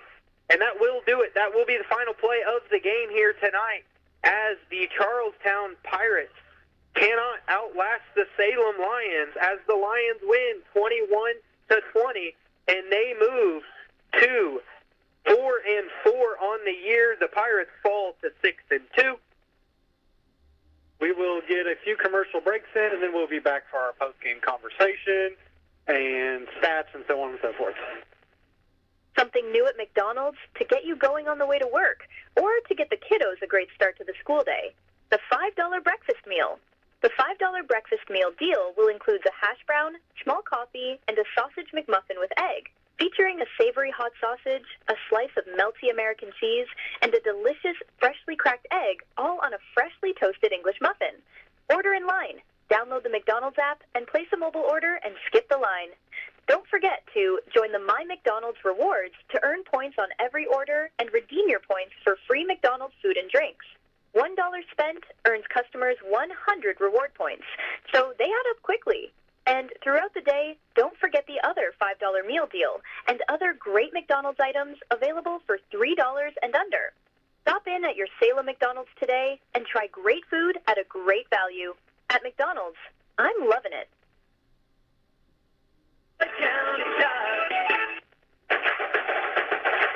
At Papa John's, get your everyday favorites for just $6.99 each when you order 2 or more items from the Papa Pairings menu. When you order more, you save more. Choose from medium, one-topping pizzas, boneless or traditional wings, papadillas, breadsticks, cheese sticks, garlic knots, and desserts. It's easy to order all your favorites when they're just $6.99 each. So the next time your friends come over to watch the game, or you're tailgating at one of the local high schools, or to the IU, Purdue, or Colts games, be sure to take plenty of good food. Check out the Papa Pairings menu to save. Better ingredients, better pizza. Papa John's. Call Reach at 812-883-3369 for pickup or delivery, or order online to collect your Papa Rewards. Better ingredients, better pizza. Papa John's. High school sports are different, especially in Indiana, and these Hoosier student athletes couldn't agree more. We all know the saying, in 49 states, it's just basketball. But this is Indiana. Well, the same is true for all high school sports in Indiana, like volleyball, and soccer, and softball, and track, and so many more. We're passionate about high school sports in Indiana. They're an undeniable part of our state's culture. They're woven into the DNA of our community. It's what we dedicate our time to. It's what brings us all together. It's what we celebrate. And as a high school student athlete, that's a pretty special environment to grow in, representing your school and having your entire community behind you. Being a high school student athlete in Indiana is something we never take for granted. And it's an experience we'll never forget either. I'm IHSA Commissioner Paul Knight. Support Hoosier student athletes like these by buying a ticket to your high school's athletic events. This is who we are. This is Indiana. This is your IHSAA. And we are back here at the Boneyard in Charlestown, where the Lions come up victorious over the Charlestown Pirates, 21-20. And that happened on an 11-play drive that was capped off by a dent touchdown. And then what won the game for the Lions was the two-point conversion that was successful by Braxton Dean. And like I told Brandon to start the game, that missed field goal that the PAT the Pirates had on the opening touchdown for the Pirates could be a game changer, and they ended up losing by a point tonight. So I'll come in and dive into some stats tonight, where we have number 3, Shockey, had 56 rushing yards. We had 2 104-yard rushers tonight, one of them being number 4, Dent, and he had a pair of touchdowns. And then the other one is Karis Moore. Braxton had a rushing touchdown and 29 rushing yards. He also went 1 for 2 passing for 3 yards. Salem had 17 total first downs in this game. And then for the Charlestown Pirates, let me get stuff situated here. Todd had 38 rushing yards, which we really didn't hear much about Todd in the second half. That was kind of surprising. Number 25, Barker, had 16 rushing yards, 18 rushing yards for the quarterback Grayson, and 68 rushing yards for Morris. Grayson, we expected him to come out throwing, and he did. He had 236 passing yards on 8 completions and 2 passing touchdowns, and there was 11 first downs for the Charlestown Pirates tonight. Brandon, what are your comments about the game we just watched? I mean, it's a good win. You came into on the road against a 6-1 football team, and you got a good win against them. And really, I mean, there's not a whole lot to say. It was a close game, and the first half was a little slow. What was it, 7-6 at halftime? Yeah. Slow game in the first half. It picked up a little bit in the second half. The scoring did. I think one thing that sticks out to me is Charlestown took the 13-19 lead. Probably should have went for 2 there. I think their offense was rolling at the point where they could have probably, secured 3 yards. So, Coach Daniels, I'm sure, will sit on that decision for the next week or so, realizing that if he goes for that, they get it. It's a tie ball game all of a sudden. I think he had trust in his defense there to get the stop, but I don't know that that situation, that game, I don't know that that's really a time to trust your defense when they really haven't stopped the Lions' offense. Defensively, the Lions did give up, 236 passing yards on 8 completions. I didn't give the totals. For Salem, total rushing yards tonight was 293, 236 passing yards for the Pirates, and 140 rushing yards. So, both teams are right on pace with the amount of yardage that their offense produced. Yeah, and, I don't know really, other than that, what to say. You know what I mean? I think that it's huge that Salem comes up to 500, 4-4, going into your final week, a county rivalry game. So that puts, I guess you could say, that puts more pressure on the Lions next week. Trying to win the county title, try to finish the season above 500, which is excellent given the circumstances Coach Pennington was thrown in this year. I would think, we should win that game. We should go into West Washington. We should win that game. It's a county rivalry, though. Yeah, absolutely. Anything's possible. But, yeah, it's a county rivalry. Anything's possible. You never know what to expect, really. But, like I said, we should go into that game. We should beat the Senators out there. It is at West Washington. I would say probably the 3 toughest places to win on our schedule is Brownstown, Charlestown, West Washington. And we had one here tonight. We were lucky to come out victorious. We got the next one, the other one next week. Yep. I guess you can just leave it as an excellent win against a very good football program. I think it showed that Salem can play for 4 quarters. We can play in a tight game, and we can play up to our competition. I will say that's probably the first time all season we've been able to say that Salem played 4 quarters of football. And we really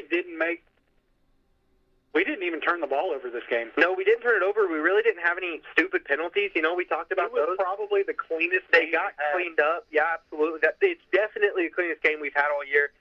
Charlestown had kind of a rough game there. They had an ejection. Which I think ultimately, we're not really sure what happened there, but it took away a 15-yard first down pickup.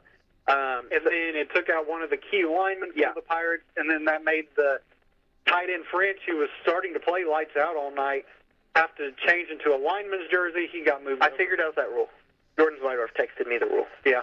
You have to have 5 offensive players numbered 50 to 79. Okay. I did not know that. Well, they had 6 guys trying to put a jersey on. Yeah. And moved him over. That puts him in a spot he's not used to. I think that ultimately was really what put the nail in the coffin on. You talk about shooting yourself in the foot in bad situations. I think Charlestown at that point just kind of cut off both of their feet and were left standing about there. It. Keep football between the whistles. Yes, and Salem did that tonight. Really, we talked about, it's the cleanest game we've had all year. Charlestown did not do that tonight. But really, there's not a whole lot you can say. Nothing really stuck out. Nothing really didn't stick out. It was just It was a football. It was a 4-quarter football game. Both teams obviously played very evenly. It was a 1-point difference. But the team that came out on top was the Lions here.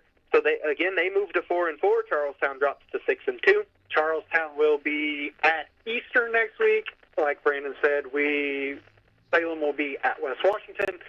Do you have some score updates before we go? I know West Washington was up 48-6, I believe, was that score update that I had last. Yep, 48-6 with 7 minutes to go. That game is near the wire and it is about over. Again, we want to send our prayers out to the Crawford County football player that was stat-flighted off of the field tonight. And that takes me back to when we were sophomores in high school. We had a kid get ambulanced he got carted off the field in an ambulance here at the Boneyard. And I'll never forget, I saw him get hit, and I saw his eyes shut. Well, and then there was the player who got stat-flighted after the game this week last year. Yep, he got sent off in an ambulance during the game, got stat-flighted out of our hospital in this game last year. So it seems to be, I will say this is probably the first year in the last at least 3 years that there has not been a major injury in this game, which is a good thing. Which is always a good thing. I have in the third quarter, North Harrison is up over Clarksville, 42-26. In the fourth quarter, Madison's up over Corden, 37-23. Brownstown moves to 8-0 with a 63-14 win over Silver Creek. That's all the score at Bates I have. So I think for us, that's going to do it. As the Lions move to 4-4, the Charlestown Pirates drop to 6-2. We will be on the road at West Washington next week for the Bell game, Week 9. The Senators host the Salem Lions. You can catch that game on 97.9 WSLM and probably 12:20 a.m. Not sure exactly how the broadcasting will go, but we will at least have some kind of action on the WSLM Sports Zone next week as the Lions will travel to the Senators. First off, before we leave, we would like to thank our wonderful sponsors, John Jones Auto Group, McDonald's of Salem, Salem Crossing, Meadowview Healthcare, Washington County Tire, Schneck Hospital, Papa John's of Salem, Vital Farms, Jason Petmeyer Insurance, Rodney Bruff Insurance, Temple and Temple. We will see you next week, and for the moment, have a great week, and God bless.